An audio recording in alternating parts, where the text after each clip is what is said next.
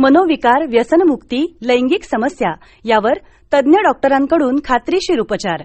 Mind care hospital for mental and sexual health. Ratnagiri, Chiplun, Khed, Lanja, Rajapur आणि नवी मुंबई इथे सेवा उपलब्ध. संपर्क 830 878 4422. आज हम स्वमग्नता के बारे में बात करेंगे. ये जो माइंड केयर मैराथन है, माइंड केयर मैराथन का ये 29 सेशन है और इसमें हम आज बात करने वाले हैं ऑटिज्म या फिर जिसको हम हिंदी में और मराठी में स्वमग्नता बोलते हैं, उसके बारे में बात करेंगे. Autism we are unique. ये जो टाइटल है वी आर यूनिक, ये क्यों है ये आपको बाद में पता चल जाएगा. आज के हमारे जो स्पीकर है वो है डॉक्टर रूपेश जीई. उनके बारे में मैं आपको थोड़ा सा बाद में बताऊंगा, डिटेल में उनके बारे में इंट्रोडक्शन दूंगा. उससे पहले जो आज प्रोग्राम में पहली बार ज्वाइन कर रहे हैं, फर्स्ट टाइम ज्वाइन कर रहे हैं, उनको मैं थोड़ा सा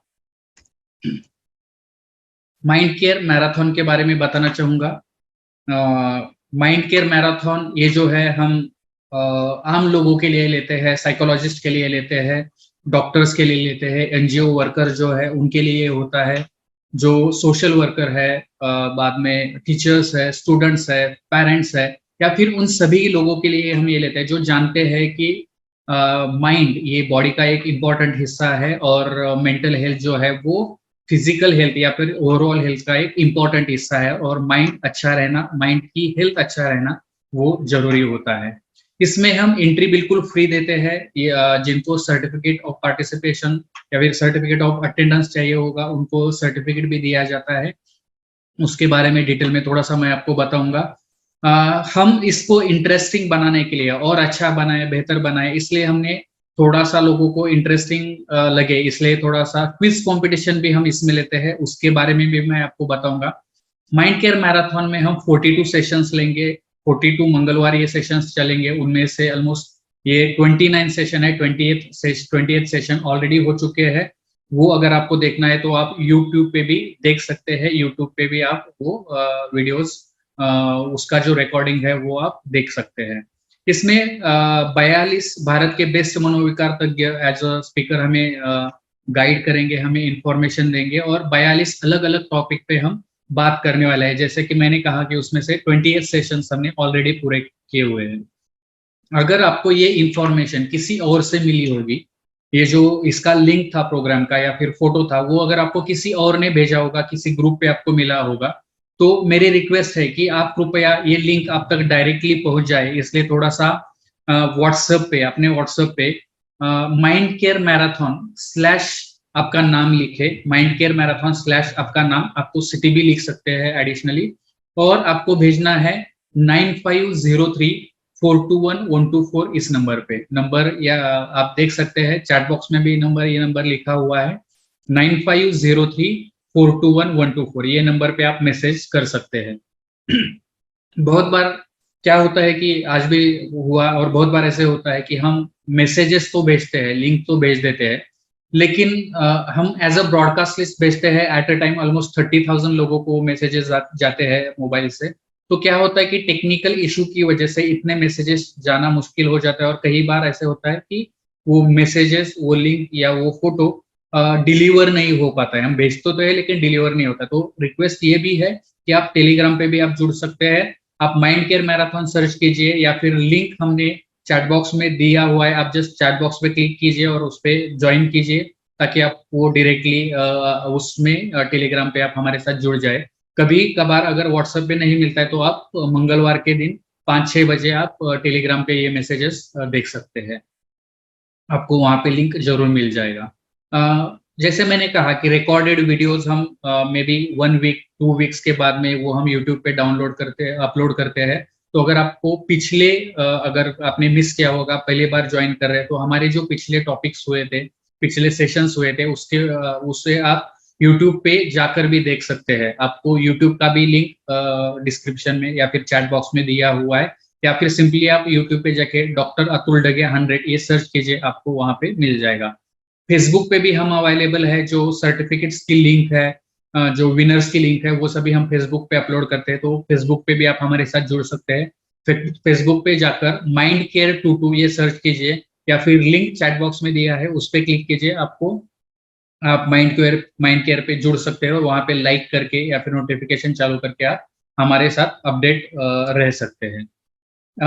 थोड़ा सा मैं क्विज कंपटीशन के बारे में यहाँ पे बताना चाहूंगा। बहुत बार लोग इसमें गलतियां करते हैं। इसमें हम दो प्रश्न पूछेंगे। एक पहला जो प्रश्न है वो मेरा और सर का जो डिस्कशन होगा या इंटरव्यू होगा, सर का मैं इंटरव्यू लूंगा, तो वो खत्म होने के बाद में हम पहला क्वेश्चन पूछेंगे। और दूसरा जो क्वेश्चन है वो ऑडियंस राउंड खत्म होने के बाद में हम पूछेंगे। तो ये इसलिए है कि आप पूरी तरह से अटेंटिव रहे और पूरा सेशन अटेंड करें, आप कुछ मिस ना करें। इसलिए हमने ये सेशन एक दूसरा जो क्वेश्चन है वो एंड में रखा है। आपको दोनों भी प्रश्नों के उत्तर देना जरूरी है। आप सिर्फ पहले प्रश्न का उत्तर देते और दूसरे का नहीं देते, या फिर पहले का नहीं देते दूसरे का दे देते, तो आपको विनर के लिए या फिर विनर के प्रोबेबल विनर के लिए कंसिडर नहीं किया जाएगा। हम तीन विनर चुनेंगे जो कि दोनों भी प्रश्नों के उत्तर देंगे और फास्टेस्ट आंसर देंगे। इसलिए हमने वो व्हाट्सएप पे किया है कि हमें पता चले कि किसका फास्टेस्ट आता है, तो उसके हिसाब से आपको व्हाट्सएप पे जवाब देना जरूरी है। आप ये 9503421124 ये नंबर आप सेव कीजिए। वो नंबर सेव करके रखिए और जब भी रिप्लाई करना हो तो तुरंत से इस पे रिप्लाई आप दे सकते हैं। आप अगर जवाब चैट बॉक्स में देते हैं, जूम पे चैट बॉक्स में देते हैं, तो उसको कंसिडर नहीं किया जाएगा। जो भी विनर्स रहेंगे, तीन विनर्स रहेंगे, उनको हम माइंड केयर मैराथन का टी शर्ट हम आपके घर पे आपके पते पे भेज देंगे। प्लस आपको 25% ऑफ मिल सकता है माइंड केयर के प्रोडक्ट्स पे, जो कि ऑनलाइन कंसल्टेशन हो, वर्कशॉप हो, या फिर और कोई भी हमारी सर्विस हो। अगर आप माइंड केयर मैराथन से लेना चाहते हैं तो उसमें आपको 25% ऑफ मिलेगा। सर्टिफिकेट का जैसे मैंने बताया कि सर्टिफिकेट के लिए अलग नंबर है, उस पे आपको आपका नाम /सर्टिफिकेट ऐसे आपको मैसेज भेजना है। आप सिर्फ अटेंड करते हैं या फिर अटेंडेंस देख के हम नहीं करते, तो उसके साथ में आपको ये मैसेज भी करना जरूरी है। तो 8308784422 इस नंबर पे आपको व्हाट्सअप करना है आपका नाम /सर्टिफिकेट। डिटेल्स हमने चैट बॉक्स में भी दी हुई है।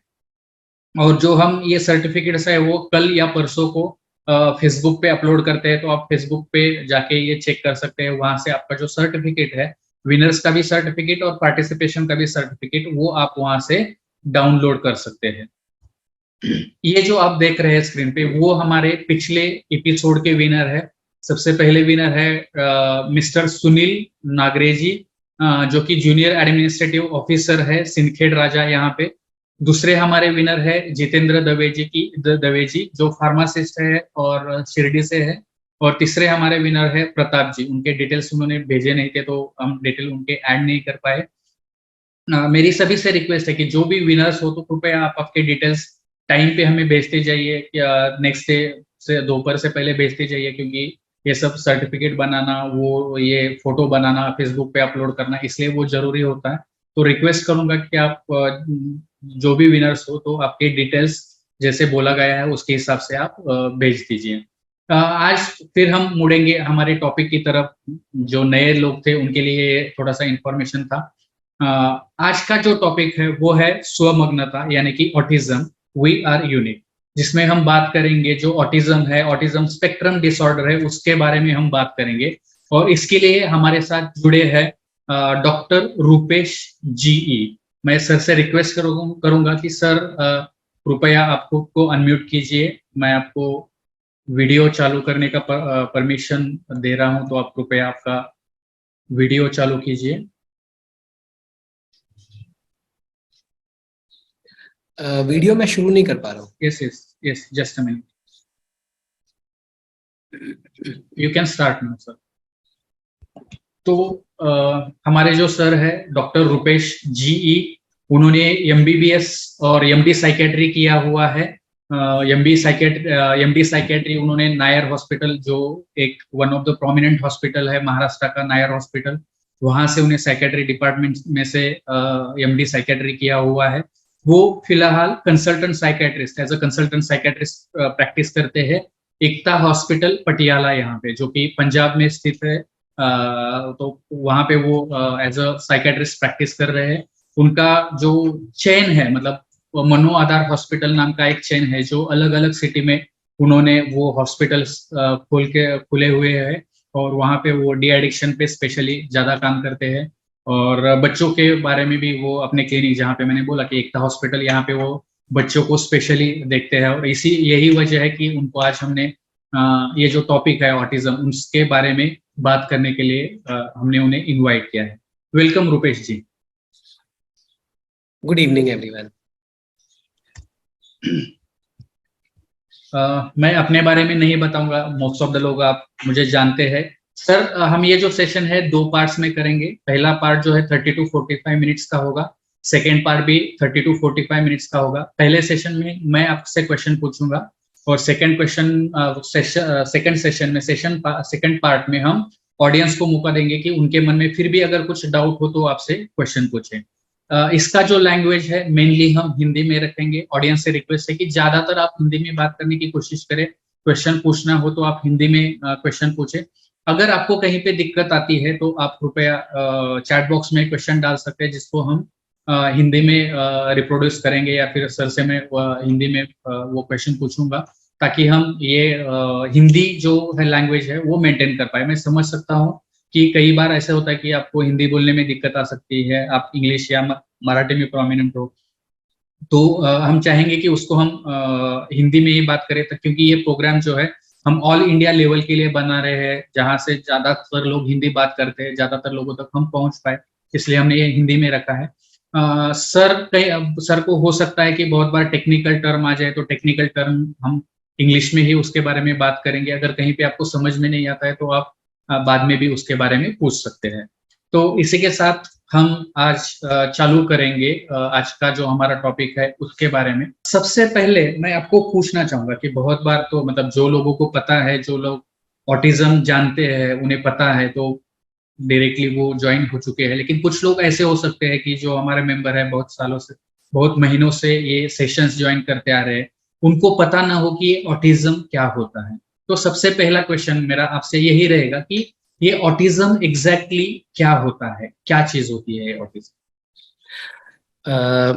ऑटिज्म ये एक स्वमग्नता, अगर हम कहें हिंदी में, ये एक न्यूरो डेवलपमेंटल डिसऑर्डर है।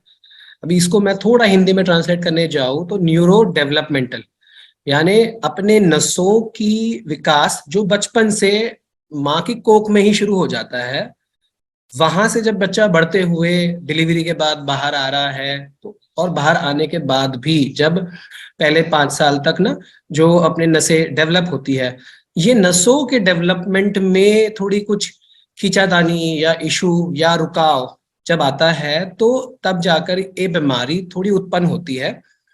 ये एक बीमारी है जो न्यूरो डेवलपमेंटल डिसऑर्डर जिसको कहते हैं। तो मेनली कैसा है, क्योंकि ये न्यूरो डेवलपमेंटल है तो मेनली ये विकास से जुड़ा हुआ है। तो काफी बार क्या हो जाता है, कुछ बच्चों में बड़े शुरुआत में ही इसके चिन्ह दिखने लग जाते हैं, या कुछ बच्चों में जो नॉर्मल डेवलपमेंट चल रहे हैं, जिनमें बच्चों में आप डेवलपमेंटल माइलस्टोन्स देखते हैं। डेवलपमेंटल माइलस्टोन्स यानी बच्चों के पड़ाव, जो बच्चे चलना, बोलना, कुछ चीजें फाइन ग्रास्पिंग में पकड़ना, ये जब सीखते हैं टाइम टू टाइम, जो हम ध्यान रखते हैं जब कोई बच्चे हमें मिलने आते हैं, तो ये सारी चीजें थोड़ी शुरुआत में नॉर्मल चलते हुए भी, लेकिन पीछे अचानक से कोई बुखार आ गया, कोई दौरा आ गया, उसके बाद से फिर रिग्रेशन, तो न्यूरो रिग्रेशन हो सकता है। तो न्यूरो रिग्रेशन के कारण, यानी रिग्रेशन यानी नसें पीछे चली गई है उस बीमारी के कारण, बुखार के कारण कह लो या दौरे के कारण, जिसके कारण ऑटिज्म के चिन्ह दिखने में आ जाते हैं। तो ऑटिज्म ये एक डेवलपमेंटल डिसऑर्डर है, हो सकता है बचपन से ही हो रहा हो, या जिनकी बढ़त नॉर्मल हो रही थी वो रुक गई किसी कारणवश। कारण स्पेसिफिक नहीं बोल सकते हम, क्योंकि इसका मेजर जो हिस्सा है ये जेनेटिक्स से जुड़ा हुआ है। तो काफी अभी जो रिसर्च हुई है उसमें उभर के आया है कि जब जेनेटिक सीक्वेंसिंग करते हैं इन ऑटिस्टिक बच्चों में, कुछ सीक्वेंसेस मिले हैं जो हमें दर्शाता है कि ऑटिज्म ये जेनेटिक लेवल पे जब चेंजेस हो रहे हैं तब जाके ये उभर के आता है। तो काफी बार जो कुछ लोगों को कुछ सोचते हैं कि ये किसी खाने के वजह से हुआ है या कोई गलत ट्रेनिंग हुई है। काफी बार जैसे मैं पहले आपको कुछ चिन्ह बताना चाहूंगा ऑटिज्म समझने के बाद, फिर मैं शायद दोबारा एक बार कारणों पे आके थोड़ा इलैबोरेट करूं। ऑटिज्म के लक्षण क्या है? ऑटिज्म के दो मेजर लक्षण हैं। पहला लक्षण है उनकी सोशल रेसिप्रोसिटी या सोशल डेफिसिट्स। सोशल डेफिसिट्स यानी जो अभी हम आपस में एक ग्रुप बन के बात करने की कोशिश कर रहे हैं, मैं आपको देख पा रहा हूँ, आप मुझे देख पा रहे हो, अतुल सर मुझे क्वेश्चन कर रहे हैं, मैं उसका आंसर दे रहा हूँ, तो ये एक सोशल जो अंडरस्टैंडिंग चल रही है, इसमें डेफिसिट्स होते हैं इनके। तो ये सोशल डेफिसिट्स किस तौर पे होते हैं? जैसे कि अगर मैं आप में से बात कर रहे हो पर मैं आपके बातों का जवाब न देते हुए मैं कहीं और ध्यान देता हूँ, मेरा आई कांटेक्ट नहीं होता, मैं आप मुझे कुछ क्वेश्चन पूछ रहे हो, काफी बार मैं वो क्वेश्चन ही रिपीट कर देता हूँ, इसको कहते हैं इकोलेलिया। तो काफी बार और क्या होता है कि इंटरेस्ट, हम स्पेसिफिक सोशली जो एक कम्युनिकेशन या एक बिहेवियर या एक बॉडी स्ट्रक्चर या कुछ फेशियल एक्सप्रेशंस कह लो, जो हम चार लोगों में मेंटेन करते हैं, जब ये हो नहीं पाता तो एक सोशल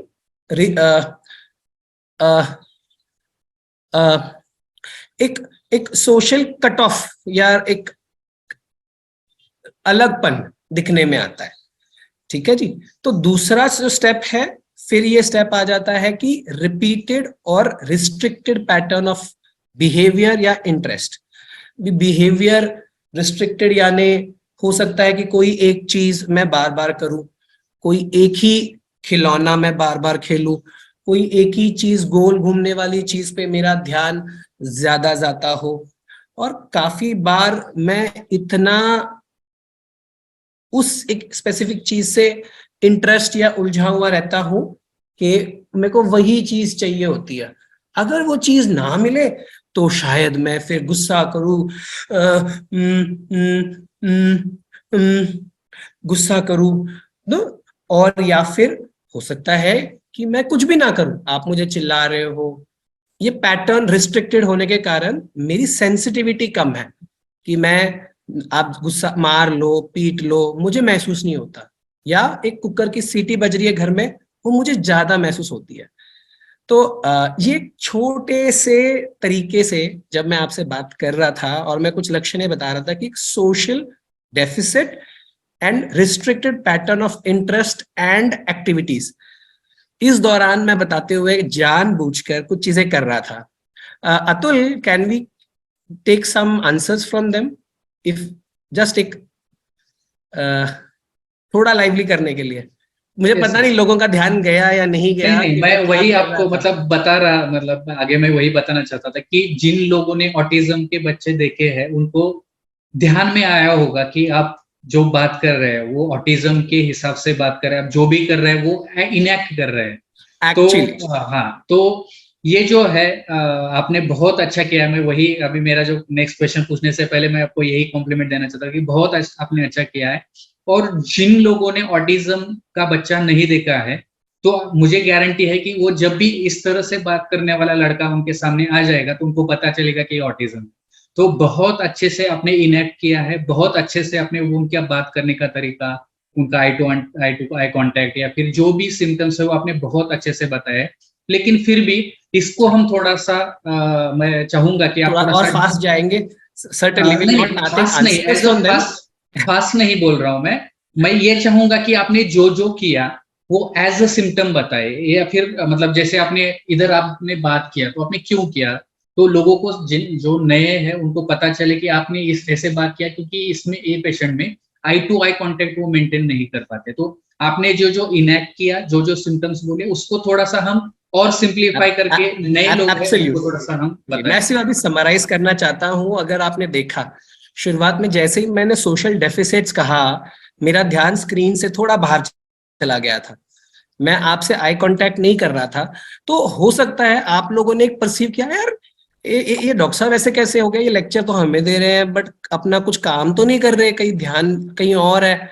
तो ये जो फीलिंग है कि नॉट सीम्स नॉट इंटरेस्टेड और नॉट पेइंग अटेंशन, ये बहुत प्रोमिनेंट रहता है। आई कांटेक्ट नहीं होता, फिर बोलते बोलते अगर आपने ध्यान दिया मैं ना एक ही चीज रिपीट करने लग गया, या जैसे अतुल जी अगर मुझे पूछे डॉक्टर साहब आपका नाम क्या है, तो मैंने कहा आपका नाम क्या है, ये इकोलेलिया हो गया।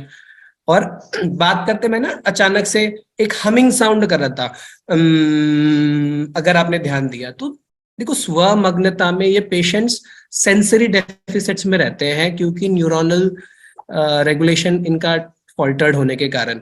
तो इसीलिए ये काफी बार देखा जाता है कि ये खुद को स्टिमुलेट, या खुद की, ये नाम ही बता रहा है स्वमग्न, वो अपने में ज्यादा मगन रहते हैं और अपने आप को स्टिमुलेट करने की कोशिश करते हैं।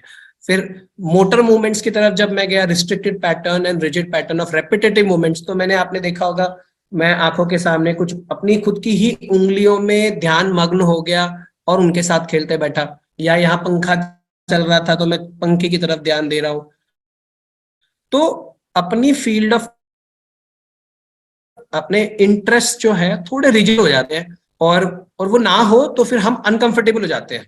तो उस कारणवश एक्चुअली हमें लगता है कि ये छोटी सी फालतू फिजूल सी जिद है, बट ये फिजूल नहीं है। This is how their neurons are getting regulated. तो बस ये छोटा सा एक इसके लक्षण बताने के मैंने तौर तरीके से आपको ये थोड़ा एक्सप्लेन किया, प्लस मैं आंसर कर रहा था कारण। तो काफी बार क्या होता है, क्योंकि ये बच्चे सोशली कनेक्ट नहीं कर पाते, तो परिवार वाले कह लो, कुछ बुजुर्ग कह लो, या कोई जानकार वाले कह लो, वो कहते हैं यार माँ बाप बच्चे पे ध्यान देते हैं कि नहीं, बच्चा तो अपनी दुनिया में मस्त है, वो शायद टीवी देते होंगे या स्क्रीन देते होंगे। तो काफी बार ये होता है कि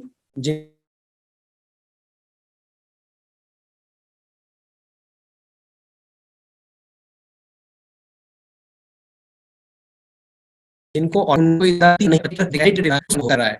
और दूसरी बात, थोड़ा ज्यादा स्क्रीन टाइम होने के कारण लोग आसपास की जिंदगी में इंटरेस्ट कम लेते हैं बच्चे, तो उनमें भी हल्के फुल्के ऑटिज्म के लक्षण दिखने आ सकते हैं। बट जैसे ही हम उनका स्क्रीन टाइम कम करें, तो उनके नॉर्मल न्यूरॉन्स नॉर्मल तौर पर अडेप्ट करके वो ऑटिज्म नहीं है ये उभर के दिख जाता है। या अतुल? यस। तो आप ये जो बता रहे थे सिम्टम्स बहुत अच्छे से आपने आप बताया है, वो जो आपने इनएक्ट किया वो भी बहुत अच्छा था। लेकिन एक जो क्वेश्चन बहुत बार लोगों के मन में आता है कि बहुत बार ऐसे होता है कि उन लोगों को लगता है कि इनका आईक्यू भी कम होगा। ऑटिज्म का बच्चा है तो उनका आईक्यू कम होता है, उनकी समझ कम होती है, और उसके हिसाब से ये बीमारी होती है या उसकी वजह से ये बीमारी होती है। तो मैं ये आपको पूछना चाहूंगा कि हर एक बच्चे का जिसको ऑटिज्म है उसका हर एक का आईक्यू कम होता है, या फिर वो बच्चे होशियार भी हो सकते हैं? एब्सोल्युटली। आईक्यू को अगर मैं हिंदी में बोलने जाऊं तो बुद्धिमत्ता। तो बुद्धिमत्ता और ऑटिज्म, इनका कोई मेल नहीं है। बुद्धिमत्ता कम होना यानी मतिमंद बच्चा, जिसको हम एमआर कहते हैं या इंटेलेक्चुअल डिसेबल्ड कहते हैं। तो ऑटिज्म में जरूरी नहीं है कि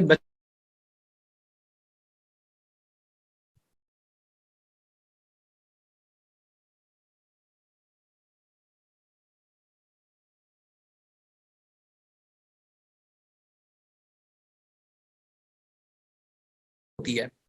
सेवेंट एबिलिटीज यानी इनकी, इन्होंने जैसे जैसे मैंने कहा, इनका देखने का नजरिया बड़ा रिजिड होता है। तो आपने एक रास्ता दिखा दिया इनको, तो वो रास्ता राइट लेफ्ट कहाँ कितने देर के बाद वो इतने प्रॉम्प्टली ध्यान में आ जाता है इनके, कि आप इनको कभी भी पूछ लो right left directions, numbers, dates, days.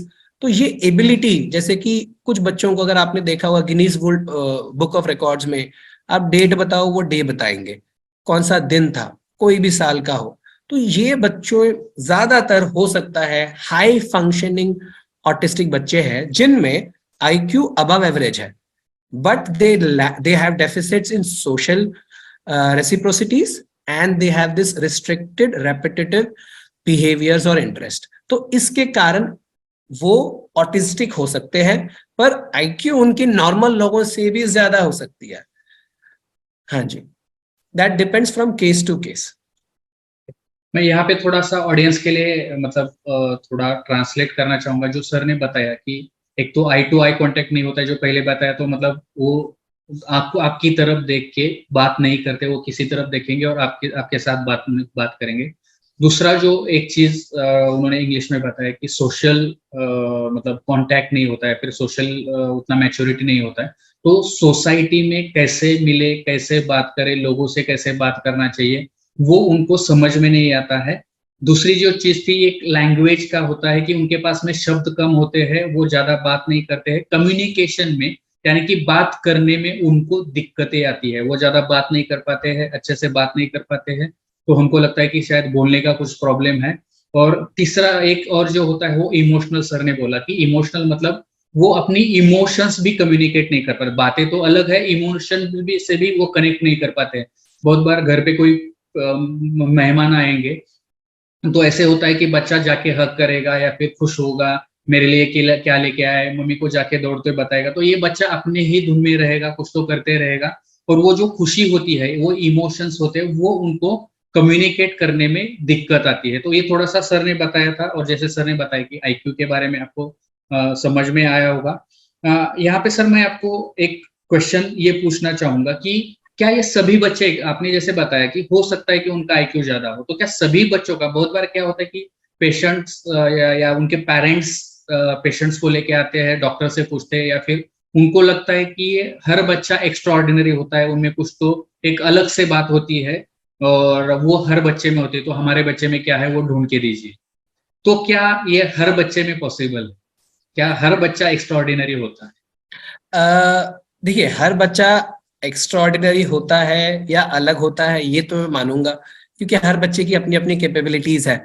But हाँ, बच्चे के वो एबिलिटीज, सेवेंट एबिलिटीज जिसको कहते हैं, उसको ढूंढने के लिए उसके पीछे लग जाओ, ये मुनासिब भी नहीं और ये सही भी नहीं। लेकिन हो सकता है आपके बच्चे को ऑटिज्म है पर सेवेंट एबिलिटीज नहीं है, क्योंकि ऑटिज्म में भी 3 प्रकार के होते हैं, माइल्ड, मॉडरेट, सीवियर।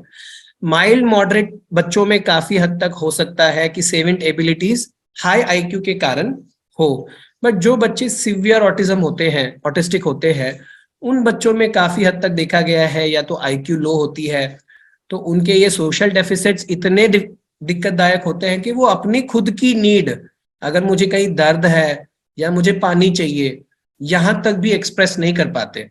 तो वो धीरे धीरे पेरेंट्स उनके साथ रहकर, समझकर कि वो क्या क्या दिक्कत आ रही होगी, उनका क्या रूटीन है, उस हिसाब से धीरे धीरे धीरे समझकर उनको हेल्प कर पाते हैं। तो जरूरी नहीं है हर ऑटिस्टिक बच्चा एक्स्ट्रा ऑर्डिनरी हो, पर हाँ कुछ बच्चों में जरूर होता है, depending on the high IQ. बहुत अच्छे से आपने इंफॉर्मेशन दी है। ये सुन के लोगों के मन में बहुत बार क्वेश्चन आया होगा कि अगर ये बीमारी है या फिर बीमारी है तो इलाज है, ऐसे एक जनरल कंसिडरेशन है, तो क्या ये बीमारी के लिए उपचार अवेलेबल है? अगर अवेलेबल है तो वो क्या है? बेशक, मैं उपचार पे जाने से पहले थोड़ा ये बीमारी के बारे में थोड़ा डिस्कस करना चाहूंगा कि पहले हमने अभी तो सिर्फ लक्षण देखे हैं, लक्षण देखने के बाद हम इन बच्चों के साथ क्या कर सकते हैं, ये बीमारी क्या है, कैसे डायग्नोसिस होता है, और थोड़ी वो चीजें जान ले, फिर हम इसके इलाज तक जा पाएंगे सर्टेनली। देखो, काफी हद तक जैसे मैंने कहा कि ये न्यूरो डेवलपमेंटल बीमारी है, तो बच्चा जब कोख में ही बढ़ रहा था तभी से ही उसके नसों की विकास योग्य रीति में नहीं होने के कारण धीरे धीरे बच्चे में ये सिम्टम्स आते हैं। तो जैसे ही बच्चा पैदा होता है तो उसके माइलस्टोन्स, यानी जो बोलने के माइलस्टोन्स कह लो, एक थोड़े डिले होते आते हैं। जो सोशल माइलस्टोन्स होते हैं, जैसे कि स्पीच माइलस्टोन्स एंड सोशल। अभी सोशल में क्या होता है कि जब बच्चा आपको देखता है या आप बच्चे को देख रहे हो, आप एक बच्चे को स्माइल दे रहे हो, बच्चा रिटर्न में 6 महीने के आसपास के बाद वो सोशल स्माइल देना शुरू कर देता है। अगर आप कहीं जा रहे हो, वो आपको फॉलो करता है, या मतलब अगर आप उसको छोड़ के जा रहे हो तो वो रोने शुरू कर सकता है। तो काफी बार जिन बच्चों में थोड़े सीवियर सिम्टम्स है, जो बचपन से ही दिखने शुरू हो जाते हैं, तो पेरेंट्स को काफी हद तक ये सोशल डेफिसिट्स दिखने लग जाते हैं।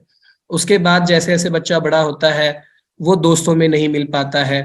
तो काफी बार जो बच्चे ये थोड़े डेवलपमेंटल ठीक जाते हैं, जैसे मैंने कहा 2 या 3 साल में अगर उसको बुखार आ गया या दौरा आ गया, जो वो बोलना सीख गया था वो सारी चीजें वापस चली जाती है, और अब वो जो दादा मामा पापा अगर शब्दों में जो व्यक्त कर रहा है, वो वो करना छोड़ जाता है और दोबारा से स्टेज ए से शुरू होके वो दोबारा बोलना सीखने की कोशिश करता है, बट फिर पेरेंट्स को दिखता है कि नहीं ये बोल नहीं पा रहा, जबकि उसका चलना और फिरना मतलब मोटर माइलस्टोन्स काफी हद तक एज अप्रोप्रिएट रहते हैं। तो वो लेकिन तो इस हिसाब से बेसिकली ये हो गया बच्चों के बारे में। जैसे जैसे बच्चा थोड़ा बड़ा हो जाता है, काफी बच्चों का जब अगर इस टाइम में पकड़ में नहीं आया तो काफी बार फिर पेरेंट्स एंड टीचर्स, जैसे बच्चा स्कूल जाने लगा तो तब पकड़ में आता है। तो काफी बार जब टीचर्स या पेरेंट्स कुछ असेसमेंट के लिए कभी आपके फैमिलीज को कुछ बोले, तो मैं तो कहूंगा कि थोड़े ओपन माइंडेड वे में हम इस चीज को परस्यू करें। डरने की कोई बात नहीं है, पर निग्लेक्ट करने वाली बात नहीं है। हम टीचर्स किस टीम के पास भेजते हैं अगर ऑटिज्म सस्पेक्ट कर रहे हैं, तो ज्यादातर एक developmental paediatrician is the first contact जहां पे लोग रिफर करते हैं, या कोई चाइल्ड साइकियाट्रिस्ट मेरे जैसे जो इन पेशेंट्स को देखता है। हमने देख लिया, हमें लग रहा है ऑटिज्म है, बेसिकली काफी पेरेंट्स को एक उम्मीद रहती है कि डॉक्टर साहब कोई टेस्ट तो करवाओ, कोई सीटी स्कैन कराओ, कोई एमआरआई कराओ, कोई कुछ भी टेस्ट कराओ, कोई ब्लड टेस्ट कराओ। देखिए ऑटिज्म ये एक क्लिनिकल डायग्नोसिस है। जैसे मैंने कहा social deficits and restrictive patterns या बिहेवियर्स, ये सारी चीजें दिखने में आती है। जब आप हम हिस्ट्री पूछते हैं वो सारी चीजें आप खुद ही बताते हो कि हाँ मेरा बच्चा ये कर सकता है या नहीं कर सकता। तो मेरी एक ही गुजारिश है पेरेंट्स को कि समझिए काफी बार जरूरी नहीं है कि एमआरआई या सीटी स्कैन ही आप पर ही प्रूव करे कि बच्चे को ऑटिज्म है। So autism is a clinical diagnosis. तो ये डायग्नोसिस करने के लिए काफी बार जस्ट आपको एक अंडरस्टैंडिंग देने के लिए हम कुछ स्केल्स लगा पाते हैं, जो है Indian scale for assessment of autism, जिसको आइजा कहते हैं, या एक और फॉरेन कंट्री में जो काफी हद तक स्टैंडर्डाइज्ड है और यूज्ड है वो है कार्स, तो चाइल्डहुड ऑटिज्म रेटिंग स्केल। तो कार्स एंड आइजा, ये दो स्केल्स के आइजा के भरोसे इवन इंडियन गवर्नमेंट अगर बच्चे को ऑटिज्म है वो डायग्नोस करके उसकी प्रतिशत कितना है, डेफिसिट्स कितना है, माइल्ड है, मॉडरेट है, इस तौर पे वो सर्टिफाई करते हैं। और मैं पेरेंट्स को ये सर्टिफिकेशन के बारे में भी क्यों बता रहा हूँ कि अगर बच्चे को कुछ डेफिसिट्स है तो उसके साथ थोड़े बहुत जो पेरेंट्स को मायने नहीं रखते बट गवर्नमेंट कुछ बेनिफिट्स देती है, जैसे कि इनकम टैक्स में कुछ मिल जाता है आपको, या और भी जो कुछ है वो आपके नियरेस्ट गवर्नमेंट अप्रूव्ड सेंटर जब जाओगे आप वो दे देंगे। तो ये टीम में साथ जो असेसमेंट हुआ है, इस टीम में एक ऑक्यूपेशनल थेरेपिस्ट भी ऑब्जर्व करते हैं कि बच्चा किस हद तक ध्यान दे रहा है या रेपिटेटिव मूवमेंट्स कर रहा है, तो वो भी एक डिटेल्ड ऑब्जर्वेशनल रिपोर्ट बनाते हैं। एंड उसके अलावा एक स्पीच थेरेपिस्ट का रोल है कि वो बच्चे की स्पीच की डेवलपमेंट असेस करे कि बच्चा कितना बोल पा रहा है या कितने साल वो पीछे चल रहा है अपने एज के हिसाब से। तो ये सारी चीजें करते हुए ऑटिज्म डायग्नोस करना आसान है, पर ऑटिज्म है नहीं है वो तो पता चल जाता है कोई भी एक डॉक्टर से मिलके, चाहे वो साइकियाट्रिस्ट हो, चाइल्ड साइकियाट्रिस्ट, या कोई डेवलपमेंटल पीडियाट्रिशियन हो। बट ये सारा डिटेल्ड असेसमेंट करना जरूरी क्यों है कि हम बच्चे को थेरेपी, जो आप ट्रीटमेंट की बात कर रहे थे, वहां पे कैसे ले जाए, वहां पे क्या क्या करे, वो सारा चीजें फिर वहां पे आगे डिस्कस होगा। तो जो बच्चे स्कूल एज में हैं तो इनमें रेमेडियल एजुकेशन की भी जरूरत पड़ती है। अभी रेमेडियल एजुकेशन यानी आपने देखा होगा तारे जमी पर, जब आमिर खान वो बच्चे को कान के ऊपर एक ईयरफोन लगा के क सुनवा भी रहा है और दिखा भी रहा है, क क्या है, सी क्या है। तो उस तौर पे बच्चों को थोड़ा अलग वे में सिखाना पड़ता है। तो देर आर वहाँ कुछ लोग होते हैं जो स्पेशलाइज करते हैं, ऐसी टीचर्स जिनको रेमेडियल टीचर्स कहते हैं, जो बच्चों को जिनमें समझने में प्रॉब्लम है वो ऑटिज्म में भी रेमेडियल एजुकेशन देकर, जिनको जो बच्चे अच्छे आईक्यू के हैं, बिहेवियर इश्यूज नहीं है, तो उनमें रेमेडियल एजुकेशन करवा के काफी मदद करते हैं। तो अब मैं आता हूँ डॉक्टर साहब आपके प्रश्नों पर कि ट्रीटमेंट के हिस्से क्या है। तो इन बच्चों को बहुत जरूरी है, जैसे मैंने कहा कि ये एक न्यूरोनल नसों की बीमारी है जो कहीं फॉल्टर हो गई है या कहीं पीछे चली गई है। तो इस चीज के लिए न्यूरॉन्स का एक बहुत अच्छी चीज है कि न्यूरॉन्स को हम डायरेक्शन दे सकते हैं, उनको बदलाव ला सकते हैं ट्रेनिंग और रीट्रेनिंग से। फॉर एग्जाम्पल किसी को लकवा मार गया हो, अगर हम उसको एक्सरसाइज करवाए, आपको ही पता है कि उसकी एनर्जी पूरी नहीं आती बट काफी हद तक थोड़ा बेटर तो हो ही जाता है। तो सेम वे में मैं चाहूंगा पेरेंट्स को अगर कभी पता चलता है कि मेरे बच्चे को ऑटिज्म है, तो हमने डिसहार्टन ना होते हुए हमने सिर्फ यही समझना है, ठीक है हमारे बच्चे को अगर ऑटिज्म है तो उसकी नीड क्या है अब, और हम क्या करके उसकी मदद कर सकते हैं। पेरेंट्स को होता है सर मेरा बेटा नॉर्मल हो जाएगा ना। देखिए नॉर्मल सी एक, जैसे हम आपको ही पता होगा 2 स्टैंडर्ड डिविएशन होता है, कोई भी नॉर्मल इंसान नहीं है नॉर्मल सी। बट मैं ये नहीं कह रहा कि ऑटिज्म इज नॉर्मल सी। हम ये मान के चले कि हाँ हमारा बच्चा अलग है, उसकी अपनी अपनी स्ट्रेंथ्स है, तो उस हिसाब से जब हम एक ऑक्यूपेशनल थेरेपिस्ट से एक अच्छा डिटेल्ड इवैल्यूएशन करवाते हैं, इन बच्चों में काफी सेंसरी इश्यूज भी आते हैं, तो उस लेवल पे हम ऑक्यूपेशनल थेरेपी रेगुलरली अगर हम देना चाहे तो काफी social deficits and repetitive behaviour, जो हम बार बार जो चीजें हरकतें करते हैं, या इकोलेलिया जो हम एक ही चीज बोलते हैं, इन सब चीजों में भी काफी फर्क पड़ता है। तो स्पीच थेरेपी, ऑक्यूपेशनल थेरेपी, ये दोनों का बड़ा रोल है ऑटिज्म के ट्रीटमेंट में। बट उनके बिहेवियर के ऊपर अगर काम करना है तो एक और थेरेपी है जिसको कहते हैं ABA, अप्लाइड बिहेवियर एनालिसिस। तो इसमें कुछ जो ट्रेन्ड थेरेपिस्ट होते हैं वो आपके एक्चुअल प्रैक्टिकल सिचुएशंस को लेकर क्या चीजें बच्चों को ट्रिगर करती हैं, कौन सा बिहेवियर हमें बदलना है अगर, तो क्या हम कर सकते हैं, उसको कैसे ढूंढ सकते हैं, इन चीजों पे काम करके बच्चों के बिहेवियर में काफी चेंजेस लाते हैं। जब ये 3 थेरेपीज अगर बेसलाइन पे सब करते हुए भी अगर बच्चे के बिहेवियर में बड़ा इशू आ रहा है, या वो बहुत चंचल है, टिक के बैठ नहीं रहा, अपने आप को काट रहा है ना, तो उस दौरान ये जो एक्सट्रीम बिहेवियर्स हैं, या चीख रहा है, चिल्ला रहा है, जो हाथ में नहीं आता, इन बच्चों को काफी नींद के इश्यूज होते हैं, वो सो नहीं पाते, पॉटी साफ नहीं होती टाइम पे, वो बता भी नहीं पाते, तो क्रैंकी बड़े रहते हैं। तो ये सारी चीजों के लिए हम डॉक्टर्स फिर मदद कर सकते हैं, बिहेवियर के लिए साइकियाट्रिस्ट, एंड काफी बार क्या खाना सूट कर रहा है नहीं कर रहा, अगर पॉटी साफ नहीं हो रही, कॉन्स्टिपेशन रहता है बच्चा हमेशा, तो डेवलपमेंटल पीडियाट्रिशियन, इस सारे फिर मदद कर सकते हैं आपको।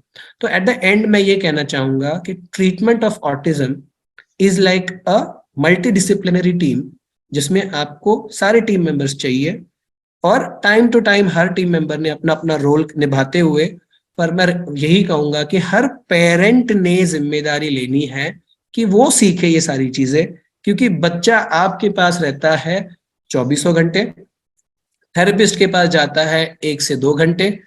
थेरेपिस्ट जो 2 घंटे सिखाएगा, अगर आप उसको दोहराते रहे घर में, पूरे दिन नहीं पर 2-4 घंटे, और थेरेपीज लोग हफ्ते में 1 बार लेते हैं पैसों के हिसाब से, कभी 2 बार लेते हैं, कभी 3 बार लेते हैं, लेकिन आप अगर वो बार बार बच्चों के साथ एक्सरसाइजेस कुछ कर सके, स्पीच के कह लो, ऑक्यूपेशनल थेरेपी के कह लो, या ABA के लिए, जिसको हम कहते हैं होम प्रोग्राम, ये अगर आप लो अपने थेरेपिस्ट से, तो ये इलाज काफी अच्छा हो पाता है। बहुत अच्छे से आपने बताया है, मतलब diagnosis to treatment. Can I add last thing, last but not the least, please be open for medications. दवाइयां देना जरूरी नहीं है, लेकिन आपको लगता है कि थेरेपीज का फायदा नहीं हो पा रहा, तो अपने साइकियाट्रिस्ट को मिलिए, उनसे अपने डाउट्स क्लियर करिए, अपने मन खोल के उनके क्वेश्चंस पूछ लीजिए, पर दवाइयों से डरिएगा नहीं। मैंने 2 साल से लेकर 20 साल तक बच्चों को भी दवाइयां दी है जिनको ऑटिज्म रहा है, पर थेरेपीज वो कर नहीं पा रहे थे उनकी चंचलता के कारण। तो अगर नीड है तो ही साइकियाट्रिस्ट आपको दवाई देगा, वरना लोगों को लगता है कि साइकियाट्रिस्ट के पास लेके जा रहे हैं, वो तो दवाई शुरू करेंगे ही करेंगे। या प्लीज गो अहेड। डेफिनेटली, मतलब सर का कहना ये है कि ऑटिज्म ठीक करने के लिए दवाई नहीं है, लेकिन ऑटिज्म में बहुत बार जो बिहेवियरल इश्यूज आते हैं, जो चंचलता होती है, जिसकी वजह से इम्प्रूवमेंट होना मुश्किल होता है, तो वो इम्प्रूवमेंट लाने के लिए हम उसको स्टेबल करें, शांत करें, चंचलता कम हो, बिहेवियरल इश्यूज कम हो, चिड़चिड़ गुस्सा कम हो, तो उसके लिए डेफिनेटली दवाइयाँ अवेलेबल है। तो ऐसी कंडीशन में डेफिनेटली आपको साइकेट्रिस्ट की मदद लेना जरूरी है।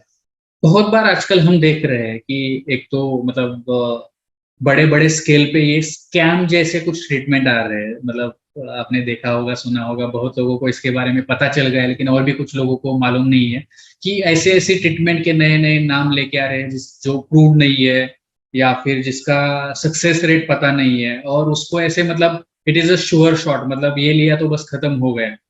तो ऐसी चीजों का इस्तेमाल करना या फिर मतलब ये ऐसा नहीं है कि ये यूजफुल ना हो सकता है कि वो यूजफुल निकले, लेकिन उसका अभी सक्सेस रेट जो हम बात कर रहे हैं वो प्रूव नहीं है। और बहुत बार तो ऐसे कि पेरेंट्स फ्रस्ट्रेटेड हो जाते हैं, तो उनका फायदा लेने के लिए कुछ खुद को ट्रीटमेंट बताते कि हम ये ट्रीटमेंट करते हुए बच्चे को ठीक करके देंगे। तो ऐसे में पेरेंट्स थोड़ा सा डिस्टर्ब हुए होते हैं, वो फ्रस्ट्रेट हुए होते हैं, तो कुछ भी करके उनको रिजल्ट होना चाहिए होता है। तो बहुत बार ये इस ट्रैप में फंस जाते हैं। तो ऐसी क्या क्या ट्रीटमेंट है जिसके बारे में लोगों ने अवेयर होना चाहिए, लोगों ने उसको डिस्कार्ड कर देना जरूरी है, या फिर कहीं पे लोगों ने थोड़ा सा सोच समझ कर डिसीजन लेना चाहिए, या फिर जो सक्सेस रेट की हमने बात की, तो जैसे एक एक जो है स्टेम सेल थेरेपी, तो मैं थोड़ा सा, तो ये जो है कि अभी फिलहाल उतना प्रूव नहीं है, सक्सेसफुल नहीं है, रिजल्ट कितना है पता नहीं है, और ये कॉस्टली है। तो बहुत बार ऐसे होता है कि पेरेंट्स इसमें बहुत सारा पैसा डाल देते हैं और बच्चे के बेसिक चीजों की तरफ फिर उनका मतलब ये नहीं कर पाते। तो ऐसी क्या क्या ट्रीटमेंट्स है जो बिल्कुल ही मतलब वाहियात है, सिर्फ पेरेंट्स का यूज करने के लिए या फिर पैसा निकालने के लिए कुछ लोग करते हैं, मैं ऐसे नहीं कहूंगा कि हर डॉक्टर करता है, कुछ लोग हैं, और कुछ तो डॉक्टर भी नहीं है लेकिन वो फिर भी ऐसी चीजें बता के वो पैसा निकालने की कोशिश करते हैं। और दूसरा जो चीज है, ऐसी क्या ट्रीटमेंट्स है जो आ रही है लेकिन वो फिलहाल कितना सक्सेसफुल है, तो वो थोड़ा सा डिसाइड करके लोगों ने या फिर पेरेंट्स ने वो स्टेप उठाना चाहिए या फिर वो ट्रीटमेंट में पैसा खर्चा करना चाहिए। बेशक मैं उस क्वेश्चन ये सभी क्वेश्चंस आंसर करने से पहले एक नॉट वेरी डिसहार्टनिंग बट एक फैक्ट जो है, जो मैं अतुल जी ने बड़े सलीके से कह दिया, पहली ही चीज वो कहना चाहूंगा कि ऑटिज्म इज अ बीमारी जिसका क्योर नहीं है, जिसका कंट्रोल या डेवलपमेंट के तौर पे आप रीस्ट्रक्चरिंग कर सकते हैं। बट ये जो वर्ड है क्योर, ये लोगों को बड़ा प्यारा लगता है, सुनने में अच्छा लगता है, तो लोग इसकी तलाश में पता नहीं कहाँ कहाँ चले जाते हैं।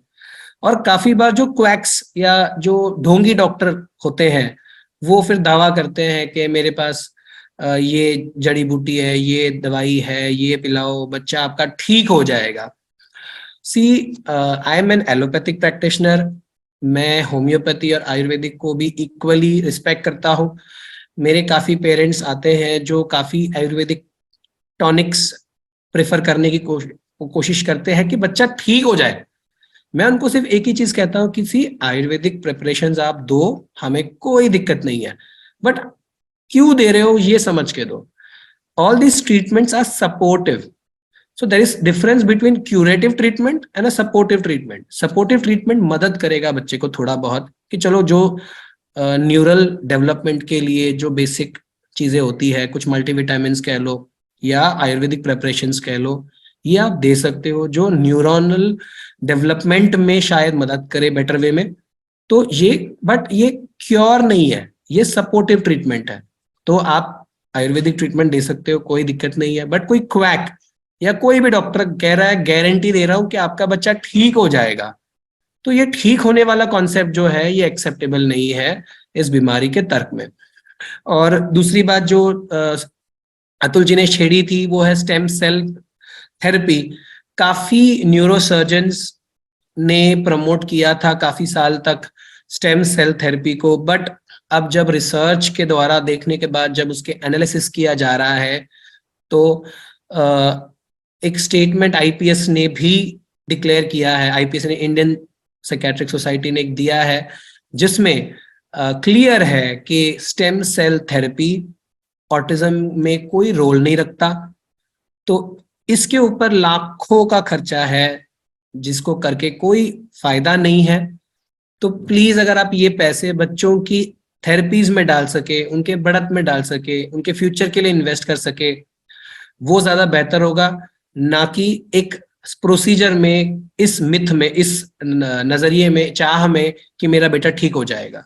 Stem cell therapy is not approved, तो इसके लिए ना जाए।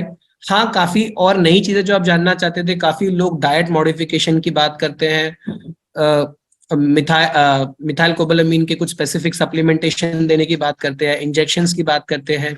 इसका भी सक्सेस रेट पूरा नहीं है, पर हाँ ये भी सपोर्टिव ही है, क्यूरेटिव नहीं है। Yes, thank you Atul. Problem हम आगे बढ़ मैं सकते थोड़ा सा यहाँ पे ऐड करना चाहूंगा, जो आपने स्टेम सेल की बात की है, तो बहुत बार जैसे आपने कहा कि ये बहुत कॉस्टली होता है, मतलब 5-5 लाख एक एक सेटिंग के लिए लोग ले रहे हैं।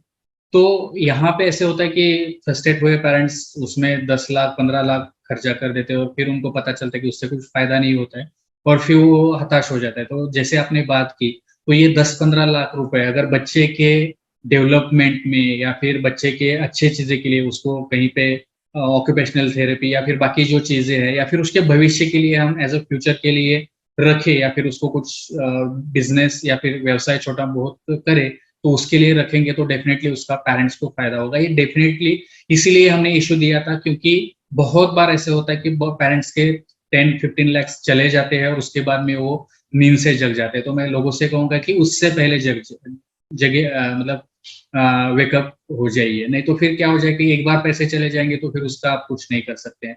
सर ने जैसे बोला कि सपोर्टिव ट्रीटमेंट, यस डेफिनेटली आप यूज कर सकते हैं, चूरन हो, दवा हो या फिर सप्लीमेंट्स हो, इंजेक्शन, उसका ज्यादा कॉस्ट नहीं है, तो डेफिनेटली आप मतलब as a side by side आप चालू रख सकते हैं, लेकिन यह ध्यान में रखें कि वो क्यूरेटिव नहीं है, सिर्फ सपोर्टिव है। तो सर यहाँ पे ये कुछ चीजें हमने पेरेंट्स के लिए बात की, तो मैं थोड़ा सा यहाँ पे ये चाहूंगा कि ऐसे बच्चों के प्रति पेरेंट्स का बर्ताव कैसा होना चाहिए, उन्हें किस तरह से इन बच्चों को मतलब हैंडल करना चाहिए। बेसिकली मैं कहूंगा बच्चों को हैंडल करने से पहले हर पेरेंट ने अपने आप को हैंडल करना सीखे। जब मेरे पास कोई बच्चा आता है, मैं तो बच्चों को ज्यादा ध्यान मेरा रहता है बच्चों पर बातचीत मैं पेरेंट्स से ज्यादा करता हूँ कि उनका एक एक्सेप्टेंस लेवल बने। देखिए, मैं खुद एक पिता हूँ, मैं भी जानता हूँ कि अगर मेरे बच्चे में कभी कभी मुझे कमी दिखी तो वो तुरंत मुझे एक्सेप्ट नहीं होगी। लेकिन अगर मतलब एक है कि मैं मानने के लिए तैयार नहीं हूं कि ये दिक्कत है, और दूसरा है कि मैं मान गया, ये जो बीच का दायरा है, अगर हम उस पर ज्यादा वक्त बर्बाद करें तो जो फायदा हमारे बच्चों का हो सकता है वो रह जाता है। तो जब भी मेरे पास पेरेंट्स आते हैं, वो पूछते हैं डॉक्टर साहब मेरा बच्चा ठीक तो हो जाएगा, मैं कहूंगा आप उसके साथ खड़े रहते हो अगर, और उसकी जरूरत के हिसाब से हम उसको ट्रेन करें, तो वो काफी हद तक बेटर हो जाएगा। तो मैं हमेशा ही पेरेंट्स को ये जरूर कहूंगा कि आप पहले अपने आप को टटोलो कि आप क्या करने की कोशिश कर रहे हो, आप किस भाग दौड़ में हो कि बच्चा नॉर्मल हो जाए, यानी क्या वो आप चाहते हो कि उसके उम्र के बच्चों के साथ बैठ के वो एग्जाम दे और उतने ही तरीके से ओरल्स भी दे और रिटर्न भी दे। तो ये है ना, एक चिड़िया और एक फिश को ना कम्पीट करवाने की बात हो रही है। तो हम पहले अपने बच्चे की समर्थता समझें और उसके हिसाब से उसको क्या हम मदद कर पाए उस पर ध्यान दें। तो ये एक चीज है। दूसरा, जैसे मैं कह रहा था, ABA अपराइट बिहेवियर एनालिसिस में, इसमें यही होता है कि बच्चों की दिक्कतें हम नोट करते जाए, धीरे धीरे नोट करके उसको हम कैसे क्या सिचुएशंस, क्या ट्रिगर्स हम बदलाव लाए, या जब उसका कोई बिहेवियर एक्सेप्टेबल नहीं होता तो उसका कैसे सोल्यूशन दे, ये हम जरूर कर सकते हैं। तो काफी लोगों को लगता है कि बच्चों को डांट फटकार कर, है ना, उनकी तरफ देखने को लगा सकते हैं, लोगों से बात करना को लगा सकते हैं, तो वो काफी हद तक स्ट्रिक्ट हो जाते हैं कुछ लोग। तो मैं चाहूंगा कि ऐसे कुछ भी कर लो, बट उन बच्चों की वायरिंग ही नहीं है कि जो आप करवाने की कोशिश कर रहे हो वो वायर है ही नहीं, तो वो नहीं कर पाएगा। तो उस बीच में क्या हो जाएगा, लेकिन बच्चा और आपका रिलेशन थोड़ा खराब हो जाएगा, और आप बर्नआउट हो जाओगे कि मेरा बच्चा नहीं कर रहा, आप जल्दी थक जाओगे, तो आप उसके लिए जो कर पाओगे वो आप कम करोगे। तो एक्सट्रीमली सॉरी। तो पहले मेरा एक ही स्टेप होता है कि पेरेंट्स समझे कि वो क्या सोच रहे हैं, उनका एक्सेप्टेंस लेवल कितना है, फिर बच्चे की कमी देखे और उस पे धीरे धीरे, अगर ऑनलाइन आजकल यूट्यूब पे बहुत से वीडियोस अवेलेबल है ऑक्यूपेशनल थेरेपी या आई कांटेक्ट बढ़ाने के एक्सरसाइजेस, तो काफी पेरेंट्स जो मेरे पास आते हैं वो तो देख के भी आते हैं और वो करते भी हैं। तो मैं उनको फिर वही प्रोत्साहन करता हूँ कि वो ऑक्यूपेशनल थेरेपी के लिए जाए, वो घर पे थेरेपीज करे, होम प्रोग्राम लेते हुए स्पीच थेरेपिस्ट से 2 घंटे जो वो कराते हैं वो करके खुद घर में बच्चों को ट्रिगर करे, बेसिकली उनसे बात करने की कोशिश करे, स्टिमुलेट करे, ताकि वो भी ये चीजें सीख सके। हमने नहीं हारना है, हमने अपने आप को संभालते हुए आगे चलना है, पर डांट फटकार करके धक्के से आप नहीं कर पाओगे। बट हाँ, उम्मीद हार के भी कुछ नहीं हो पाएगा। हाँ, बहुत अच्छे से आपने बताया है। तो आपने एक चीज की बात की कि खुद का बर्नआउट, मतलब बहुत बार ऐसे आपने बात की कि पेरेंट्स थक जाते हैं और वो फ्रस्ट्रेट हो जाते हैं कि क्या अभी मैं क्या करूं। तो ये जो बर्नआउट है वो ना हो, पेरेंट्स खुद को संभाल पाए, इसके लिए पेरेंट्स ने खुद का ध्यान कैसे रखना चाहिए? बेशक, एक जरूर जो मैंने काफी पेरेंट्स को प्रमोट किया है, एक ना सेल्फ हेल्प ग्रुप होता है। बॉम्बे में काफी हद तक ऐसे एक्टिव ग्रुप्स बहुत सारे हैं। तो मेरी कोशिश ये होती है कि मैं एक ऑटिस्टिक बच्चे के पेरेंट्स को दूसरे ऑटिस्टिक बच्चे के पेरेंट्स से मिलवाऊं, ताकि एक दूसरे के साथ जब वो एक वेंटिलेशन हो जाता है, जरूरी नहीं आप हर बार एक प्रोफेशनल के पास जा पाओगे, तो आप आपस में जब वो एक्सप्रेस करते हो कि हाँ मेरे बच्चे को ये दिक्कत आ रही है, या दूसरा बंदा बोलता है कि हाँ मेरा बच्चा इतना अच्छा कर रहा है, तो आपकी उम्मीद भी जाग जाती है कि वो थेरेपी सेंटर्स अच्छे हैं। तो इस तौर पे एक सेल्फ हेल्प ग्रुप के हिस्सा बने, मैं ये कहूंगा जरूर। और जब भी बर्नआउट आ रहा है तो बारी बारी से फैमिली में कोई ना कोई बंदा रोल एंड रिस्पॉन्सिबिलिटी शेयर करता जाए। जैसे कि अगर एक माँ बहुत ज्यादा एग्रेसिवली फ्रंट लाइन पे काम कर रही है बच्चे के लिए, जब वो थक रही है तो कुछ दिन का ब्रेक वो ले, वो अपने हस्बैंड या पति से कहे कि वो थोड़ा बढ़त ले। जब दोनों थक रहे हैं तो हो सकता है कि काफी बार अभी भी इंडिया में एक्सटेंडेड फैमिलीज यानी जॉइंट फैमिलीज का कल्चर है, and these all things are very very helpful for autism, क्योंकि एक सोशल स्ट्रक्चर मिल जाता है। जो बच्चे में डेफिसिट है वही सोशल स्ट्रक्चर पे काम करना फिर आसान हो जाता है। तो थोड़ा बेशक आपस में कुछ बातचीत, और एक दूसरे के पेरेंट्स को भी हम समझ के ले कि मेरी बीवी जब इतना कर रही है तो आज नहीं कर रही, चलो मैं कुछ आगे बढ़ूं। हम आपस में ब्लेम गेम्स पे ना आए कि तुम बच्चे पे ध्यान ना दे रहे हो, या आप बच्चे की तरफ बिल्कुल ध्यान नहीं देते क्योंकि वो अपना, अगर हस्बैंड काम करके आ रहा है ना, आप उसको फोर्सफुली करवाओगे तो शायद वो भी नहीं कर पाएगा। तो पेरेंट्स सेल्फ हेल्प ग्रुप में ज्वाइन कर कर एक दूसरे को सपोर्ट कर कर, और या थेरेपिस्ट को तो मिलकर अपनी सारी चीजें व्यक्त कर सकते हैं। और अगर last but not the least जरूरत पड़ती है कि आप डिप्रेस हो रहे हो, तो उसके लिए हम इलाज ले सकते हैं, मतलब आप भी इलाज ले सकते हो। Definitely, thank you very much. यहाँ पे बहुत सारे जो हमारे दर्शक है वो डॉक्टर्स है, साइकोलॉजिस्ट है, टीचर्स है, तो उनके लिए आप थोड़ा सा क्या बताएंगे कि अगर उनको ये बच्चा देखने को मिलता है या फिर पता चलता है कि हो सकता है इसको ऑटिज्म हो, तो उनके लिए आप क्या बताना चाहेंगे? पहली चीज मैं कहूंगा कि बत्ती जला के रखो भैया। देखो, बत्ती जला के रखना मतलब कमियां ढूंढना नहीं है। मैं तो चाहूंगा कि आप अवेयर रहो, क्योंकि आपके थ्रू काफी बच्चे जाते हैं, आप देखते हो। अगर थोड़ा भी आपको लग रहा है यार बच्चे में है कोई दिक्कत, तो उसको एक रेफरल पैटर्न में डालो, क्योंकि 10 साल के नीचे जो भी बच्चे, अगर कभी भी लग रहा है कि ऑटिस्टिक फीचर्स है, पहले उभर के नहीं दिखे बाद में दिख गए, तो ट्रेनिंग एंड रीट्रेनिंग बड़ा आसान हो जाता है। ऑक्यूपेशनल थेरेपी, स्पीच थेरेपी के रिजल्ट्स बहुत अच्छे हैं। अगर 10 साल से पहले हम जल्द से जल्द, 10 साल भी नहीं, मैं तो कह रहा हूँ एक दो साल में उतना उभर के नहीं आता, बट 2-3 साल में जरूर उभर के दिखने लग जाता है। तो उसके बाद जब ये प्रोसेस शुरू होगा थेरेपी का, काफी अच्छा इफेक्ट आएगा बच्चे में, बच्चे को काफी हेल्प मिलेगी। तो सारे काउंसलर्स, सारे डॉक्टर्स, टीचर्स को मैं जरूर दरख्वास्त करूंगा कि लक्षणों को थोड़ा ध्यान रखे।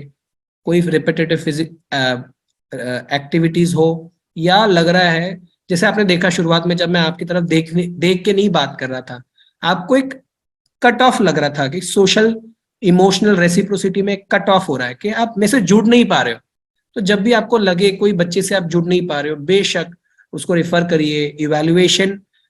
सी, ये एक लेबलिंग नहीं है, हम बच्चे को धब्बा नहीं लगा रहे कि बच्चे को ऑटिज्म है। हमारा मेन पर्पस क्या है, अगर बच्चे को पता चले कि अगर उसको ऑटिज्म है, तब जाके आप उसका इलाज या थेरेपीज करवाना शुरू करोगे। तो मैं यही कहूंगा, आप सतर्क रहे, बत्ती जला के रखना भैया, ताकि आप बच्चे की जिंदगी बदल पाए। Thank you very much sir, बहुत आपने अच्छा बताया। स्पेशली जो मैंने पहले भी बोला कि फर्स्ट पार्ट बहुत अच्छा था। आपने डेमोन्स्ट्रेट किया कि वो बच्चा कैसे बात करता है, वो बच्चे का बर्ताव कैसे होता है, किस तरह से उसकी फिजिकल और फेशियल एक्सप्रेशंस होते हैं, तो आपने बहुत अच्छे से किया है। तो इसी के साथ हम आज का हमारा जो पहला पार्ट है वो हम खत्म करेंगे। सेकेंड पार्ट की तरफ हम बढ़ेंगे। सेकेंड पार्ट में ऑडियंस हमसे क्वेश्चन पूछना चाहेंगी। मेरी ऑडियंस से रिक्वेस्ट है कि कृपया किसी को क्वेश्चन हो तो आप हैंड रेज कर सकते हैं, ताकि एक एक करके मैं आपको मौका दूं। दूसरा, अगर आपको पूछने में दिक्कत लगता है डायरेक्टली, तो आप चैट बॉक्स में भी क्वेश्चन डाल सकते हैं। सबसे इंपॉर्टेंट और तीसरी बात यह है कि कृपया आज के टॉपिक से रिलेटेड ही बात करें, कोई और टॉपिक के बारे में ना बात करें। ऑलरेडी हमने वो टॉपिक्स डिस्कस किए हुए या फिर करेंगे, तो वो टॉपिक्स के बारे में हम हो सकता है अगर टाइम परमिट ना करे और लगे कि ये क्वेश्चन किसी और टॉपिक से रिलेटेड है, तो हम उसको ना ले, तो डिसर्ट ना हो जाइए, या फिर खुद को मतलब हमें भी ना बुरा समझे और खुद को भी मतलब ये ना करे। तो रिक्वेस्ट है कि आप आपके हैंड रेज कर सकते हैं। उससे पहले मैं आज का जो पहला क्वेश्चन है, क्विज का पहला क्वेश्चन है, जैसे सर ने बोला है कि अपनी दिमाग की बत्ती जला के रखो या फिर सतर्क रहो, तो इसी से रिलेटेड एक क्वेश्चन है कि अगर बच्चे को ऑटिज्म है तो उसके क्या साइनल और सिम्टम्स आपको दिख सकते हैं, या फिर ऑटिज्म के कोई भी 5 साइंस और सिम्टम्स आपको बताने हैं। बच्चा कैसे बोल सकता है, बिहेव कर सकता है, बर्ताव कर सकता है, कोई भी 5 सिम्टम्स आपको बताने हैं। तो इसी के साथ पहला प्रियंका जी से मैं रिक्वेस्ट करूंगा कि आप कृपया अनम्यूट कीजिए और क्वेश्चन पूछिए। Priyanka Chilmulwar ji. Hello. Hello sir. Yes yes, बोलिए, पूछिए। मेरा एक क्वेश्चन ऐसा है, एक्चुअली मेरी बच्ची को is autism, she has autism. तो उसका कंसर्न, मेरा कंसर्न ये है कि उसका ड्राइंग जो है वो काफी अच्छा है। मतलब एक बार जब भी कोई वो ड्राइंग देख लेती है तो उसी पैटर्न का ड्राइंग वो हमेशा निकालती है। मतलब जैसे कि वैसा वो रिपीट करती है। मतलब बहुत सारे, ऐसा नहीं कि एक ही ड्राइंग निकालती है, बहुत सारे उसको जो पसंद आ जाता है। जैसे बच्ची साइकिल पे बैठी है, एक माँ है वो 2 बच्चों को लेके जा रही है, वो she is just 5 years old, पर वो ड्राइंग निकालती है, पर वो हमेशा उसी पैटर्न का निकालती है। तो मुझे ये कंसर्न है कि इस चीज में मुझे उसको रेस्ट्रिक्ट करना चाहिए या एज अ टैलेंट करके मुझे उसको कंटिन्यू, मतलब इसको हम क्या कह सकते हैं?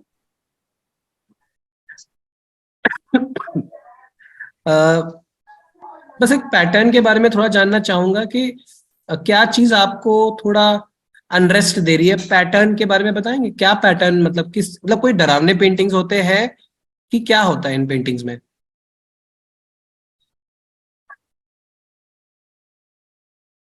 प्रियंका जी,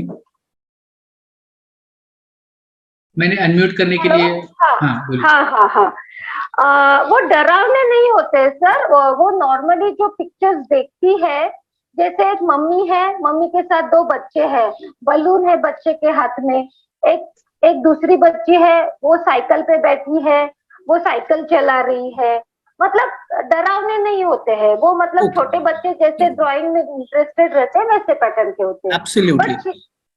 एब्सोल्युटली, पर तो वो काफी बार रिपीट होते हैं। एब्सोल्युटली। तो वही है कि अभी स्टिमुलस हमने चेंज करना है। मैं वही कह रहा था, देखो थेरेपीज का मकसद क्या है कि हम स्टिमुलस देते रहे और बच्चों का जो पैटर्न है, रिस्ट्रिक्टेड है, जो दायरा छोटा है उसको बड़ा करें। ठीक है, तो इस तौर से आप उसको फ्लैश कार्ड्स कुछ अलग अलग ड्राइंग्स के दे सकते हैं, गिफ्ट के तौर पे, सरप्राइज के तौर पे, क्योंकि बच्चा उतना रिलेट नहीं कर पाता सरप्राइज को, but still if you can make it interesting for her किसी भी तरह से, तो अगर आप उसको एक्सपोजर बढ़ा दो और वो उसको वो इमिटेट कर पा रही है या नहीं, वो आपको समझ में आ जाएगा। तो क्या हो जाएगा कि उसका दायरा बढ़ जाएगा पेंटिंग का। जब वो दायरा बढ़ेगा तो ऑटोमेटिकली उसका art will be exhibited in a better way, और शायद she can be a very good artist आगे। बट नेगेटिव फॉर्म में कुछ नहीं है, इसीलिए उसको सेम पैटर्न में ड्राइंग न करने देने के लिए हमें कुछ नहीं है। ओके सर, बस आप स्टिमुलस बढ़ा दो। Okay yes. Sir, thank you, और थैंक यू सर। मैं तो ये बोलूंगा कि बहुत बार ऐसे होता है कि आर्टिस्ट को मतलब एक पेंटिंग पसंद नहीं आती तो दूसरी बार वो वही बनाते हैं, तीसरी बार वही बनाते हैं, तो यहाँ पे ऑलरेडी वो कर रही है, तो आप उसको निकालने दीजिए। ये समझ लीजिए कि ये रिपीटेटिव मूवमेंट है, वो जो एक जो चीज है ये सिम्टम है, तो वो उसके बारे में दिक्कत नहीं है, आप चिंता मत कीजिए वो। और उसका प्रैक्टिस बढ़ के एक हो सकता है कि लास्ट वाला जो ड्राइंग आए वो बहुत अच्छा हो जाए। तो जो वो 4-5 निकालते हैं उसमें से एक अच्छा जो आपको सबसे अच्छा लगे तो वो बाजू में रख दीजिए, बाकी 4 को सिर्फ मतलब इसके लिए रख सकते हैं, रेफरेंस के लिए।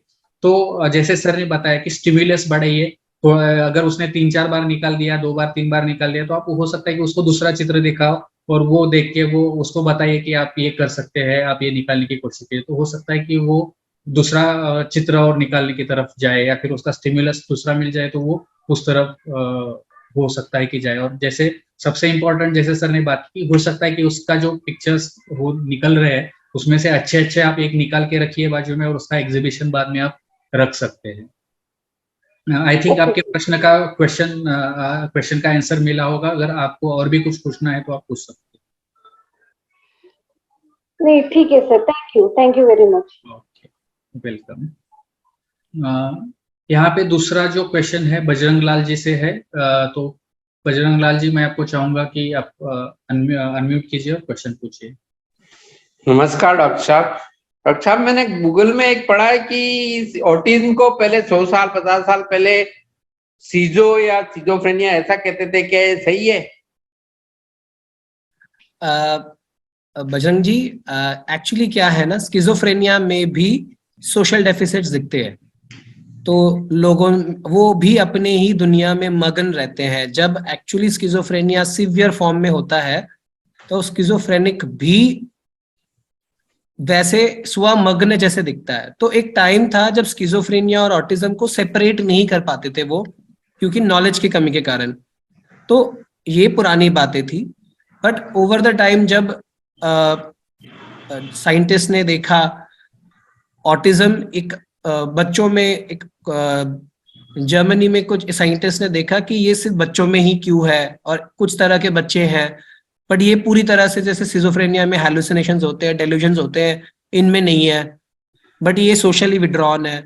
तो देन उन्होंने एक पॉस्टुलेट किया और एक नई बीमारी का जन्म हुआ, एंड तब ये समझ पाए हैं कि हाँ ये ऑटिज्म है।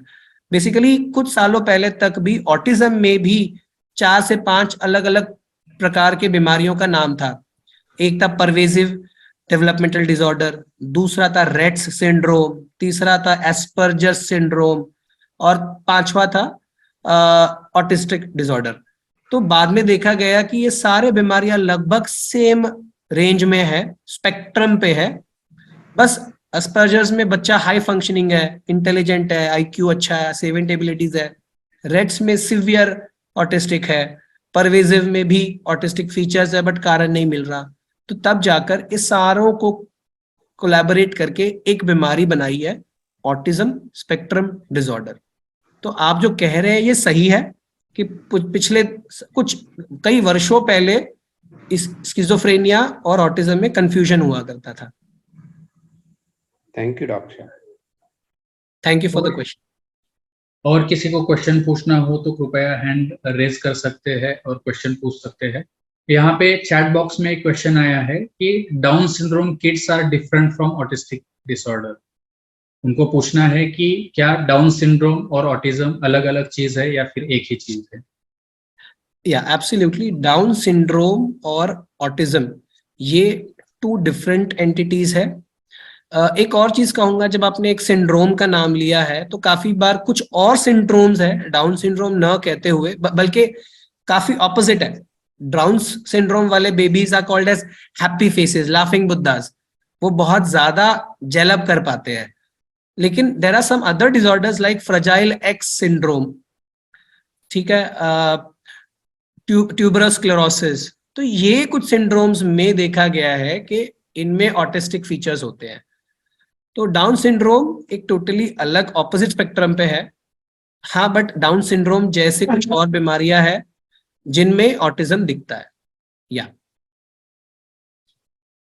और किसी को कुछ क्वेश्चन पूछना हो तो आप क्वेश्चन पूछ सकते हैं।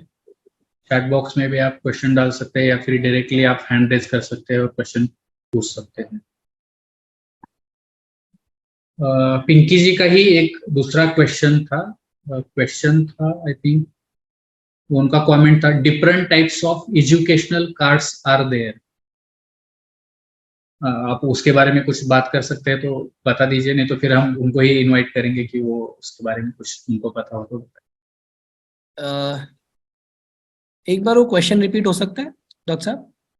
Different types of educational cards are there. It's like a statement. It's not like they have not asked as a question. Madam को ले सकते हैं? मैडम आप एक बार डिस्कस कर सकते हैं क्वेश्चन? पिंकी शाह जी, अगर आप सुन रहे हैं तो कृपया हैंड रेज कीजिए ताकि हम आपको अनम्यूट कर सके।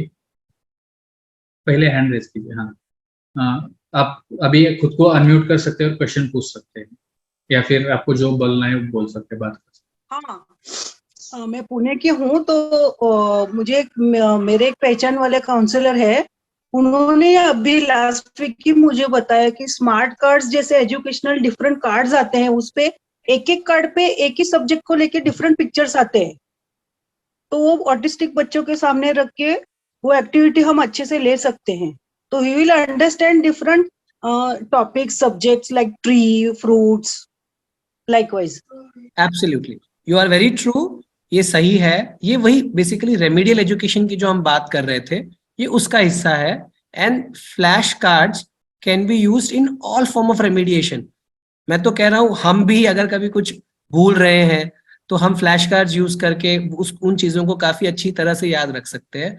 तो सर्टेनली एक कॉन्सेप्ट या कुछ वर्ड्स जब हमें डेवलप कराने हैं तो हम फ्लैश कार्ड्स का द्वारा जरूर उसका फायदा उठा सकते हैं, बच्चों को थोड़ा बदलाव या कुछ नए वर्ड्स दे सकते हैं, सर्टेनली। किसी को और कुछ क्वेश्चन पूछना हो तो कृपया क्वेश्चन पूछ सकते हैं, आप हैंड रेज कर सकते हैं या फिर चैट बॉक्स में भी क्वेश्चन पूछ सकते हैं।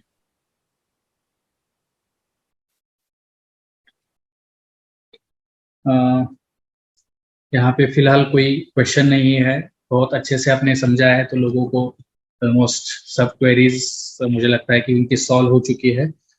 उससे पहले कि किसी का और कुछ क्वेश्चन आए, मैं आज के क्विज का सेकंड क्वेश्चन मैं पूछना चाहूंगा।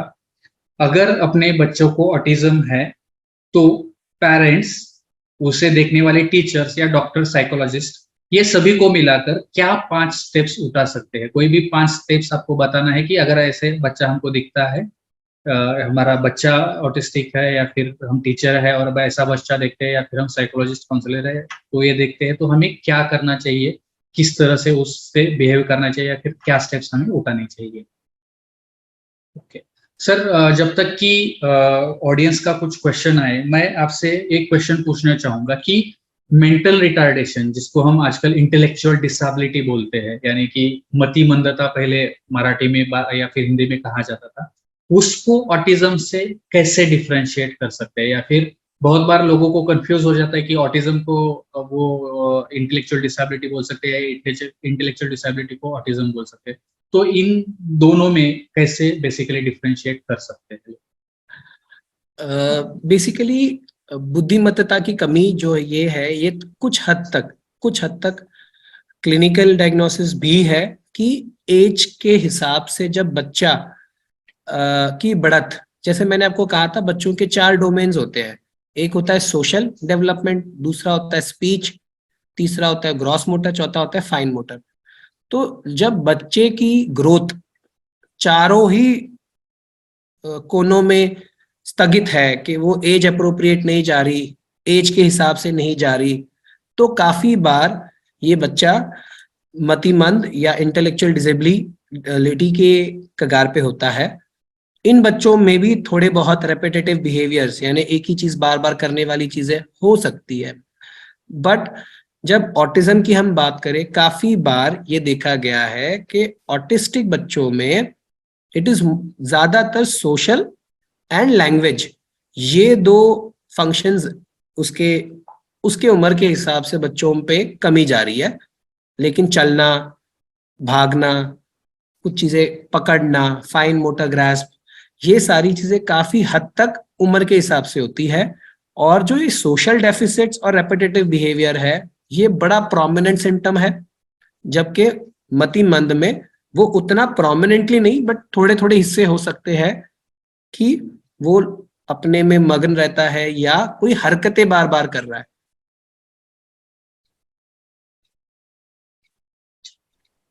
यहाँ पे एक चैट बॉक्स में क्वेश्चन आया है, सुनीता अंबुलेनी जी पूछा है कि कृपया एज बताइए, एज ग्रुप बताइए, कौन से बच्चों में ये पाया जाता है, कौन से एज में ये पाया जाता है। मुझे लगता है हमने ऑलरेडी बात कर चुके हैं, लेकिन फिर भी थोड़ा सा डिटेल में कि शुरू में कैसे रहेगा, बाद में एज अप्रोप्रिएट उनका जो बिहेवियर है, या फिर हमको उसके हिसाब से भी हम उनसे बात कर सकते हैं। एज स्पेसिफाई नहीं कर पाएंगे क्योंकि ये बीमारी ही बढ़त की है, नसों के डेवलपमेंट के बढ़त की है। तो इसीलिए ये बीमारी बचपन से, या बच्चा जब कोख में था तब से ही पल रही है। तो जब बच्चा बाहर आ रहा है तो वो दिखने लग जाता है। तो काफी बार 2 साल की उम्र के आसपास जिन बच्चों में काफी हद तक सिम्टम्स है, जैसे मैंने कहा था 6 महीने में भी आप थोड़े लक्षण पकड़ सकते हैं, there are red flags. But 2 साल के आसपास फिर हमारे पास कुछ स्क्रीनिंग क्वेश्चंस है जिसको हम देखकर, जैसे कि जब बच्चा 2 साल का है या 1 साल का है, जब उसको कोई नई चीज दिख रही है, वो आपको दिखाने, आप उसको कोई नई चीज दिखाने की कोशिश कर रहे हो, जो एक जॉइंट अटेंशन कहते हैं हम, कि 2 लोग मिलके एक चीज पे देख रहे हैं। तो ये सारी चीजें जब डेफिसिट दिखने लग जाती है तो 2-3 साल की उम्र में भी काफी हद तक डायग्नोसिस हो जाता है ऑटिज्म का। जैसे मैंने कहा, पर शुरुआत में हो सकता है नॉर्मल थे, बट कोई बीमारी तीसरे साल आई जिसमें बुखार आया हो या सीजर हो गया, जिसके बाद उसका बोलना कम हो गया है और ये सोशल डेफिसिट्स उभर के आए हैं, तो हो सकता है कि वो एल्डरली या थोड़े बड़े बच्चों में फिर दिखना शुरू हो। और हो सकता है कि अभी मैं लास्ट ये बात में ना एक्चुअली कुछ कहना चाहता था, जो एस्पर्जर्स बीमारी जिसको कहते हैं, या हाई फंक्शनिंग ऑटिस्टिक बच्चे जो होते हैं, काफी हद तक इनमें क्या होता है कि बचपन में वो पकड़ में नहीं आते उतना, क्योंकि वो आईक्यू लेवल पे अच्छे होते हैं और क्रिएटिविटी में अच्छे होते हैं, एक्टिविटी तेज होते हैं, तो बच्चों को लग रहा है ये मेरा बेटा बड़ा तेज है, इसीलिए वो ध्यान नहीं दे रहा, तो बचपन पढ़ाई में भी अच्छा कर लेते हैं, तो वो पकड़ में नहीं आता। लेकिन जब थोड़े बड़े हो जाते हैं तो वो सोशल सेंस ऑफ रेसिप्रोसिटी वो थोड़ी दिखने में आ जाती है।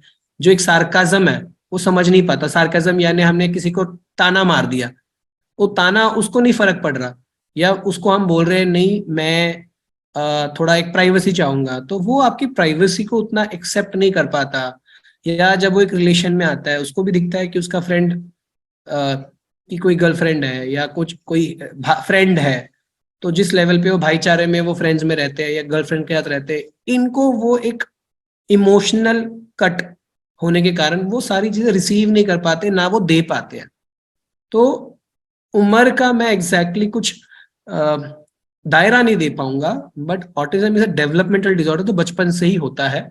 बस इतना ही है कि कब पकड़ में आया है वो, तो पकड़ में आने के बाद उसके ऊपर आप काम कर सकते हो। डेफिनेटली।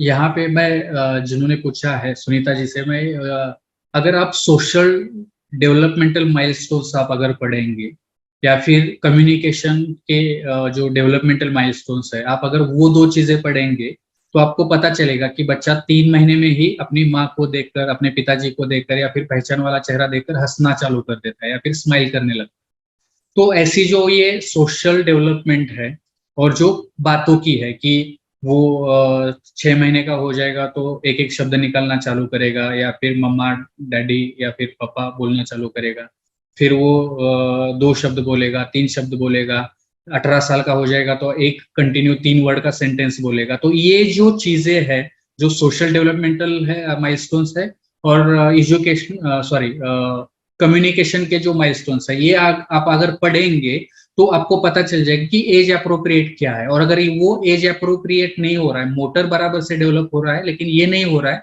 तो आपको थोड़ा सा मतलब वो बत्ती जलनी चाहिए कि हो सकता है कि ये ऑटिज्म है। तो एक थोड़ा सा एज अप्रोप्रिएटली पकड़ने के लिए या फिर जल्दी से जल्दी पहचानने के लिए है, जैसे सर ने बोला कि 3 साल तक यूजुअली इसका डायग्नोसिस हो जाता है, लेकिन ये बढ़ते उम्र की बीमारी है, कभी मतलब शुरू से ही एज मतलब बचपन से ही ये बीमारी चल रही होती। Thank you sir, thank you very much. एक आखिरी एक या दो क्वेश्चन हम लेंगे, अगर किसी को कुछ पूछना है तो कृपया हैंड रेज कर सकते हैं या फिर चैट बॉक्स में भी आप आपका क्वेश्चन डाल सकते हैं। यहाँ पे पिंकी शाहजी ने पूछा है, does over use of mobile develop autism? क्या मोबाइल के एक्सेसिव यूज करने से ऑटिज्म हो सकता है? बेशक मैम, इसका आंसर मैंने बीच में दे दिया था कि over use of gadgets can simulate यानी एक दिखावा हो सकता है कि बच्चा थोड़े ऑटिस्टिक लग रहा है, कि वो अपनी दुनिया में रहता है, अपने इसमें रहता है। लेकिन अगर हम उसको वो गैजेट से वंचित करें किसी भी बहाने, थेरेपी में उसको बाकी चीजों में इन्वॉल्व करे, तो धीरे धीरे उसकी ये सारी चीजें कम होती है। तो सर्टेनली मैं कह रहा था ये चीजें बड़ी आ गई थी जब कोविड था, लोगों का सोशलाइजेशन बड़ा कम हुआ था।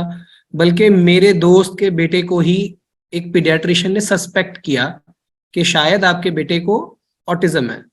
तो मैंने कहा कि तारीफे काबिल है कि एटलीस्ट वो डॉक्टर ने सोचा तो सही।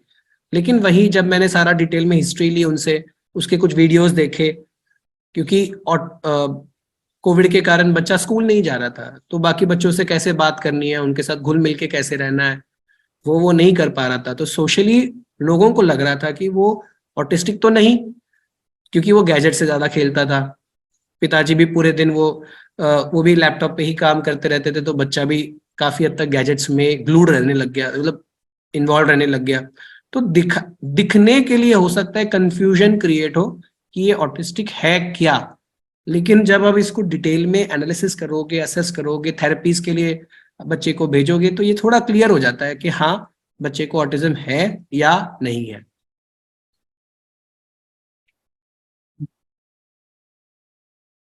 और किसी को कुछ क्वेश्चन पूछना हो तो कृपया आप क्वेश्चन पूछ सकते हैं। एक आखिरी क्वेश्चन हम लेंगे। यस सर, आपको कुछ बताना है तो बता सकते हैं। या बस लास्ट में ये जरूर कहना चाहूंगा कि एक आज जस्ट मैंने सेशन से पहले ही मेरे बहुत पुराने हाई फंक्शनिंग ऑटिस्टिक बच्चा नहीं है अभी आज के डेट पे, तो वो अडल्ट है, उससे बात करी, जस्ट पूछताछ करूं ताकि आप लोगों को एक अच्छे नोट पे मैं बंद करूं ये सेशन, कि आज के डेट पे वो खुद बच्चा कोलंबिया यूनिवर्सिटी गूगल से 2 स्कॉलरशिप्स ले चुका है। वो काफी उसका रिस्ट्रिक्टेड इंटरेस्ट है, तो वो रिसर्च में इतना एनग्रॉस्ड है कि वो काफी हद तक रिसर्च कर रहा है। अभी उसने खुद का एक बिजनेस शुरू किया है जो कोलंबिया यूनिवर्सिटी फंड कर रही है। 2 हफ्ते में एक स्टार्टअप क्रिएट किया, अभी जापानीज कंपनी के साथ लायजॉन में वो काम कर रहा है। लेकिन देखिए वही है कि ऑटिस्टिक ये हाई फंक्शनिंग होने के कारण थोड़ी उसकी मदद हो रही है। तो ऑटिस्टिक बच्चों में जरूरी नहीं है कि हम ऑटिज्म बोलते ही अपनी हिम्मत हारे।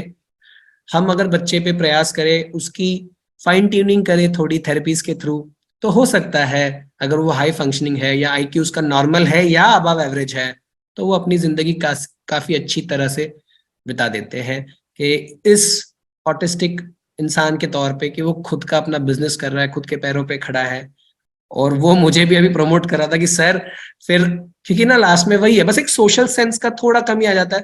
मतलब सर आप मेरे बिजनेस में इन्वेस्ट करो, बोलो, क्योंकि मैं 2-3 साल बाद अचानक से उसको फोन कर रहा हूँ, तो he came up to directly to the point, उसने तलवार चला दी सीधी।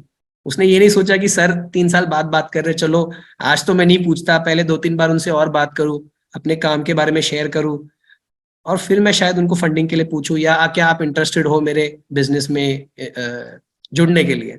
तो ये थोड़ी रिफाइनिंग उसकी नहीं हो सकती, पर मुझे पता है कि हाँ वो मुद्दे की बात कर रहा है। सो निराश होने की पूरी जरूरत नहीं है। अगर हम अपने बच्चों के साथ खड़े हैं तो बच्चे अपने पैर पे खड़ जाते हैं। डेफिनेटली बहुत अच्छे से आपने समझा, और वो पॉजिटिव नोट। मुझे लगता है कि आपने ये बहुत एक्टिवली आपने ये स्टेप लिया कि आपने उससे बात की और हमारे साथ ये शेयर किया। हो सकता था कि वो हमारे साथ जुड़ जाता आज, तो वो शायद अपना एक्सपीरियंस खुद से बता तो पाता। यही चीज मेरी सोशल अंडरस्टैंडिंग ने रोक दिया मुझे कि यार 3 साल बाद उससे बात कर और उसको मैं डायरेक्टली बोलूं कि यार तू भी ज्वाइन कर और तू अपना खुद का एक एक्सप्रेस कर। तो मुझे लगा यार वो एक बहुत ज्यादा सोशली अनएक्सेप्टेबल कंडीशन होगा कि मैं उसको डायरेक्टली पुश करूं एक टॉक में आने के लिए मेरे लिए, जो एक ऑटिज्म पे है। नहीं, तो वो इसी पॉजिटिवली अगर हम ले सकते थे तो हो सकता है कि जो पेरेंट्स है उनके लिए शायद एज अ लिटरली मैंने 5 मिनट पहले उसको कॉल किया था ना, मैंने 6:45 उससे बात करी क्योंकि मुझे स्ट्राइक हुआ है देखो तो मेरा जानकार बंदा कर क्या रहा है और अभी उसकी लाइफ में क्या प्रोग्रेस है। मेरी सोच तो यही थी कि मैं उसको आप लोगों के लिए यहाँ लाऊं, पर मैं रुक गया कि यार अचानक से बस 5 मिनट में उसको एक अनकंफर्ट जोन में ना डालूं मैं, कि वो आए और व्यक्त करे। तो मैं सोचा चलो उसके बिना पे मैं कर सकता हूँ। या thank you sir, thank you very much. जाते जाते मैं थोड़ा सा, जब तक कि आज के जो विनर्स है वो फाइनल करूँ, डिक्लेयर करूँ, 1-2 मिनट तक, या तो फिर आपको कुछ और बताना बाकी है, आप कुछ बताना चाहते तो उसके बारे में बता सकते हैं, या फिर अगर वो कुछ नहीं है तो जैसे आपने बोला कि उनका रिस्ट्रिक्टेड इंटरेस्ट होता है, तो बहुत बार ऐसे होता है कि बच्चा वो सिर्फ कार से खेलता है या फिर कुछ इलेक्ट्रॉनिक के गैजेट्स होते हैं, वो उसका खोलना ये करना वो उनका इंटरेस्ट रहता है, तो उसको पेरेंट कैसे यूटिलाइज करे, या फिर उसको पेरेंट्स कैसे मतलब बढ़ावा दे, या फिर उसका अच्छा ढूंढ के, या फिर उसको बढ़ावा कैसे दे। तो आप थोड़ा सा उसके बारे में बता दीजिए। मैं थोड़ा सा एक्सक्यूज चाहूंगा, मैं थोड़ा सा मोबाइल की तरफ मेरा ध्यान होगा, तो आप बेशक कृपया।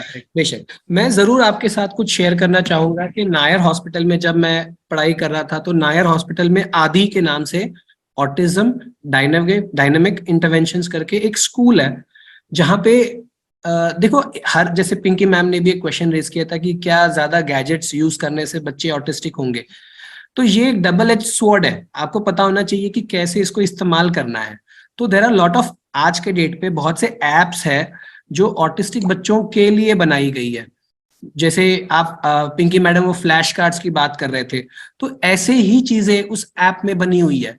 काफी बार आपने देखा होगा जो बच्चे ऑटिस्टिक है वो आपसे तो बात नहीं कर पाते और आपसे लैंग्वेज डेवलप नहीं कर रहे हैं, लेकिन वो एक कार्टून मूवी में छोटा भीम जिस तरह से बात करता है वो उस ट्यून में या उस तौर से जरूर बात करना सीख जाता है।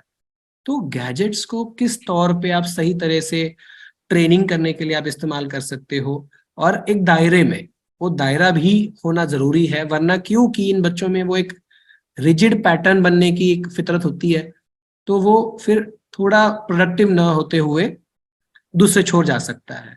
तो बस इसीलिए हम मौके पे बच्चों को टाइम टू टाइम स्टिमुलेट सही तरीके से, अलग अलग तरीके से करें।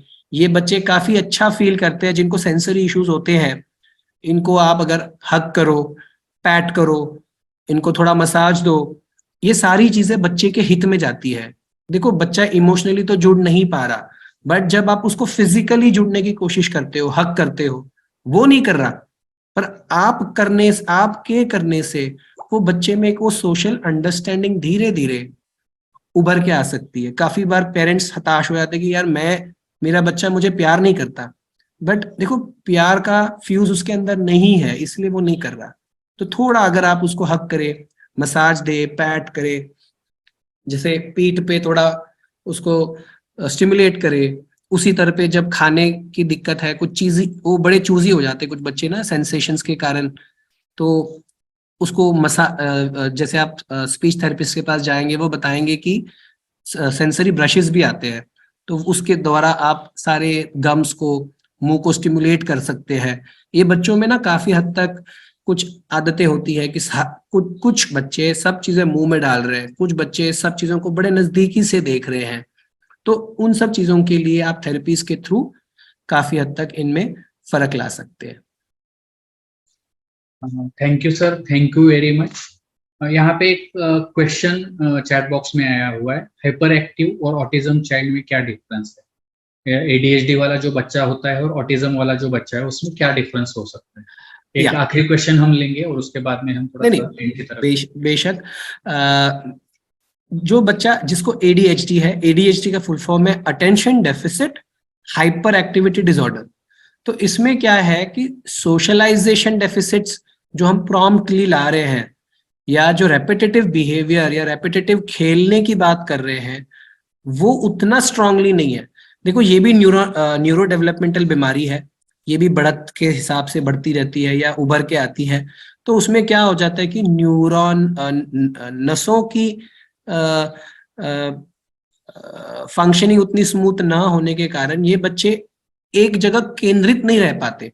लेकिन आप इनसे जब बात करो, अगर आप इनको रिक्वेस्ट करो कि बेटे मुझे आपका ध्यान चाहिए, मेरी बात ध्यान दो थोड़ी, उसके बाद चाहे तो आप कर लो, तो थोड़े देर के लिए ही क्यों ना आप उनका आई कांटेक्ट ले सकते हैं।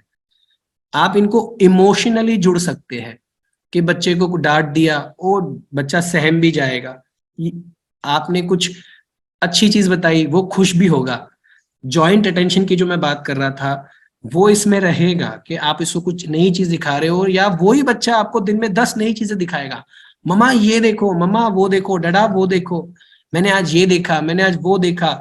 एडीएचडी बच्चे थोड़े बातूने भी होते हैं, तो उनके पास बताने के लिए बहुत कुछ है, पर वो आपका अटेंशन मांगेंगे कुछ कभी कभार। लेकिन ऑटिज्म में ये बच्चे अटेंशन नहीं मांगते, बल्कि वो अटेंशन ही नहीं देते मांगने पर भी। तो थोड़ी चीजें हैं कि सोशल डेफिसिट जब उभर के दिख रही है, प्लस सोच में रिजिडिटी होती है, जिद होती है एडीएचडी बच्चों में, लेकिन द अमाउंट ऑफ डिस्कम्फर्ट जो एक ऑटिस्टिक बच्चा जाता है और एक एडीएचडी बच्चा जाता है उसमें फर्क होता है। हाँ, लेकिन ये जरूर हो सकता है कि ऑटिस्टिक बच्चे को भी काफी हद तक एडीएचडी के सिम्टम्स हो सकते हैं, पर उसके ऑटिस्टिक फीचर्स काफी हद तक उभर के दिखते हैं, एंड ऑटिज्म एंड एडीएचडी को हम सेपरेट कर पाते हैं क्लिनिकल इंटरव्यूइंग पे भी। Thank you sir, thank you very much. I hope Shraddha ji आपके क्वेश्चन का बहुत अच्छा सा आंसर मिल गया है। इससे पहले कि हम आज के विनर्स की तरफ बढ़े, मैं रिक्वेस्ट करना चाहूंगा, अगर कोई है जो इस सेशन को पहली बार अटेंड कर रहा है, माइंड केयर मैराथन को पहली बार अटेंड कर रहा है, तो अगर वो कोई है और बात करना चाहता है कि आज का प्रोग्राम आपको कैसे लगा, उसके बारे में आप बात करना चाहते हैं, तो कृपया आप हैंड रेज कीजिए। मैं आपको मौका दूंगा कि आपको ये प्रोग्राम कैसे लगा उसके बारे में बात करने के लिए। और उसके मतलब वो हम कोई भी हो तो हैंड रेज कर सकते हैं या फिर चैट बॉक्स में भी मुझे मैसेज कर सकते हैं। तो हम आज बढ़ेंगे, आज के जो हमारे विनर्स है उस विनर्स की तरफ बढ़ेंगे। हमारे आज के सबसे पहले जो विनर है वो है रेखा चंडलानी जी। मैं आपसे रिक्वेस्ट करूंगा कि कृपया आप आपका नाम बताइए, आप कहाँ से हैं और आप क्या करते हैं ये बताइए, और उसके बाद में आज का सेशन आपको कैसे लगा और आज के सेशन में से सबसे बड़ी सीख आपको क्या मिली। हेलो, मेरा नाम डॉक्टर रेखा चेंडानी है। मैंने अपना एमडी आयुर्वेद में कंप्लीट किया है, और आज के सेशन के बारे में, आज का सेशन मुझे बहुत यूजफुल लगा, और सर ने जो इनेक्ट करके जो बताया वो थोड़ा ज्यादा मुझे अच्छा लगा। और एज ए प्रैक्टिशनर, मतलब वो आयुर्वेद के बारे में भी जो सर ने बोला कि मतलब आप सप्लीमेंट्री कुछ दे सकते हैं, पर ये मतलब एज ए प्रैक्टिशनर मैं भी नहीं बोलूंगी कि ये क्यूरेबल है करके। तो सर ने वो बहुत अच्छे से क्लियर किया कि क्या लेना चाहिए, और जो एडवांस में भी जो थेरेपीज है उनमें भी अपन कहाँ खर्च करने चाहिए और कहाँ पेरेंट्स का जो सबसे इम्पोर्टेंट रोल है इसमें, उसके बारे में। और लास्ट में जो सर ने एग्जाम्पल दिया, तो हम अलग पर काबिल, ये एक बात उसमें से अपने को ये होती है। तो यूजफुल था सेशन मेरे लिए, और इंटरेस्टिंग भी था सब कुछ। Thanks a lot. Yes sir, any comment? I said thanks a lot. And बेशक मैं आयुर्वेदिक या होम्योपैथिक दवाइयों के बिल्कुल खिलाफ नहीं हूँ। मैं मेरे पेरेंट्स को जरूर कहता हूँ कि आप जो भी सप्लीमेंट्स दे रहे हो, जैसे शंख पुष्पी, ब्राह्मी और बहुत से होंगे जो मुझे पता है, 2 नाम मैंने जरूर लिए हैं, कि आप वो ले सकते हो, but these are not alternatives for your therapies.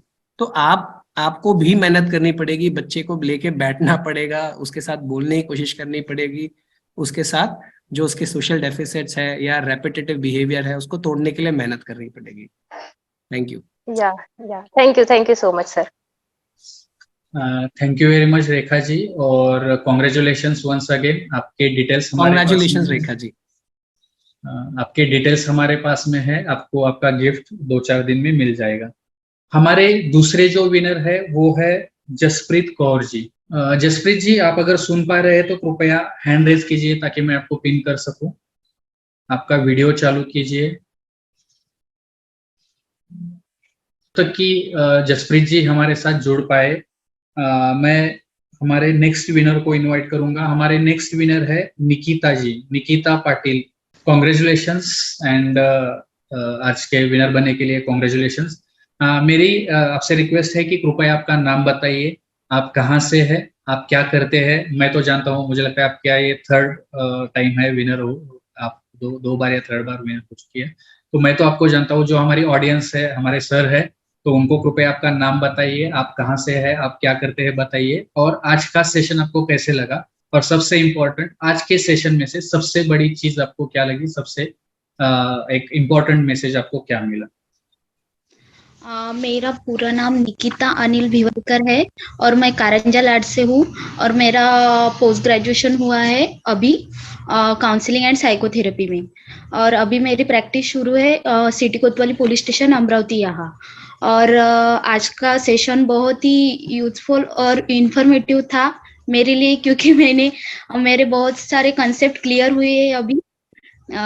Sir के वैसे तो मैं पढ़ाई कर रही हूँ ऑटिज्म की, मैंने वो अच्युत गोडबोले सर की भी बुक रेफर की है, तो उसमें से और सर के लेक्चर के बाद और जो कुछ भी मेरे अंडरस्टैंडिंग की जो है बातें, तो अंडरस्टैंड हो गई मेरे को। हाँ, दैट मीन्स हमारा हाँ, पर्पस सॉल्व हुआ। या थैंक यू, हाँ, ठीक है, कॉन्ग्रेचुलेशंस। Thank you sir. जाते जाते आप कुछ बताना चाहेंगे लास्ट कि जाते जाते आप क्या बताना चाहेंगे। मेरे को लगता है पिंकी जी का मैसेज काफी अच्छा था कि we can stay positive and keep working for a differently abled children and work for them in the way they can excel. Last, yeah, there are a lot of NIOS schooling options for these kids. तो ये अपनी शैक्षणिक बढ़त भी कर सकते हैं, और आप इनके साथ हैं तो इनको कोई नहीं रोक सकता। Definitely, thank you sir, thank you very much. मुझे लगता है कि सर के लिए बहुत बड़ा थैंक यू बनता है। आप में से बहुत सारे लोगों ने थैंक यू ऑलरेडी मैसेज किया हुआ है। जिन्होंने नहीं किया है, मैं रिक्वेस्ट करूंगा कि सर के लिए स्पेशल थैंक यू बनता है, तो आप थैंक यू के मैसेज सर के लिए चैट बॉक्स में डाल सकते हैं।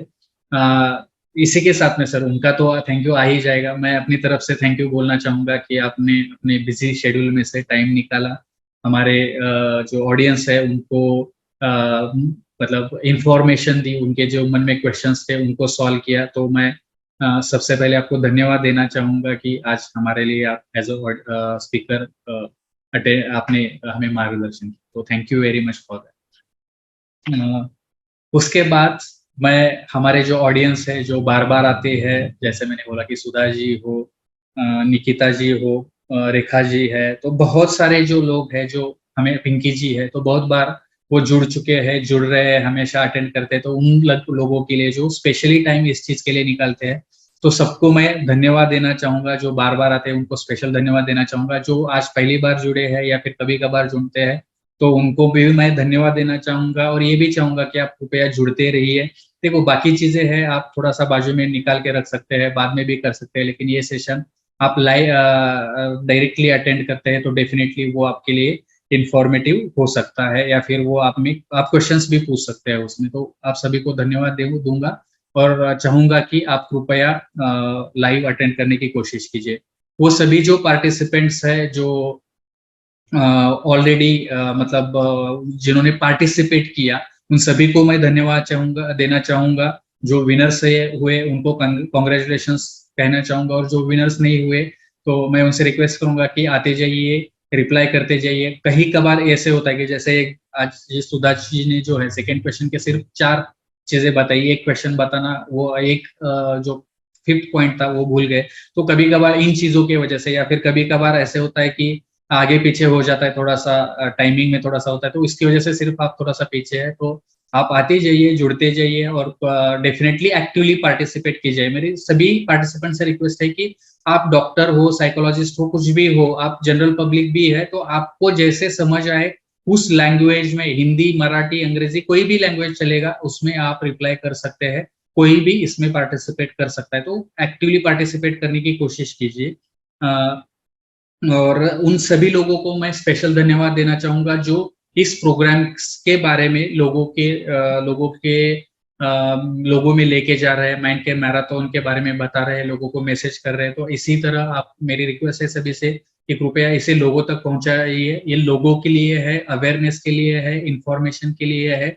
जब हमें पता चलेगा कि ये बीमारी है तो ही हम उसका इलाज शुरू कर सकते हैं। जैसे सर ने बोला कि जितने जल्दी पता चलेगा उतने जल्दी हम इलाज कर पाएंगे और उतने जल्दी वो बच्चा इंप्रूवमेंट के उतने ज्यादा चांसेस रहेंगे। तो हमें पता कब चलेगा? हमारा जो दिमाग है, हमारी आंखें जो है वही देख पाती है जो हमारा दिमाग जानता है।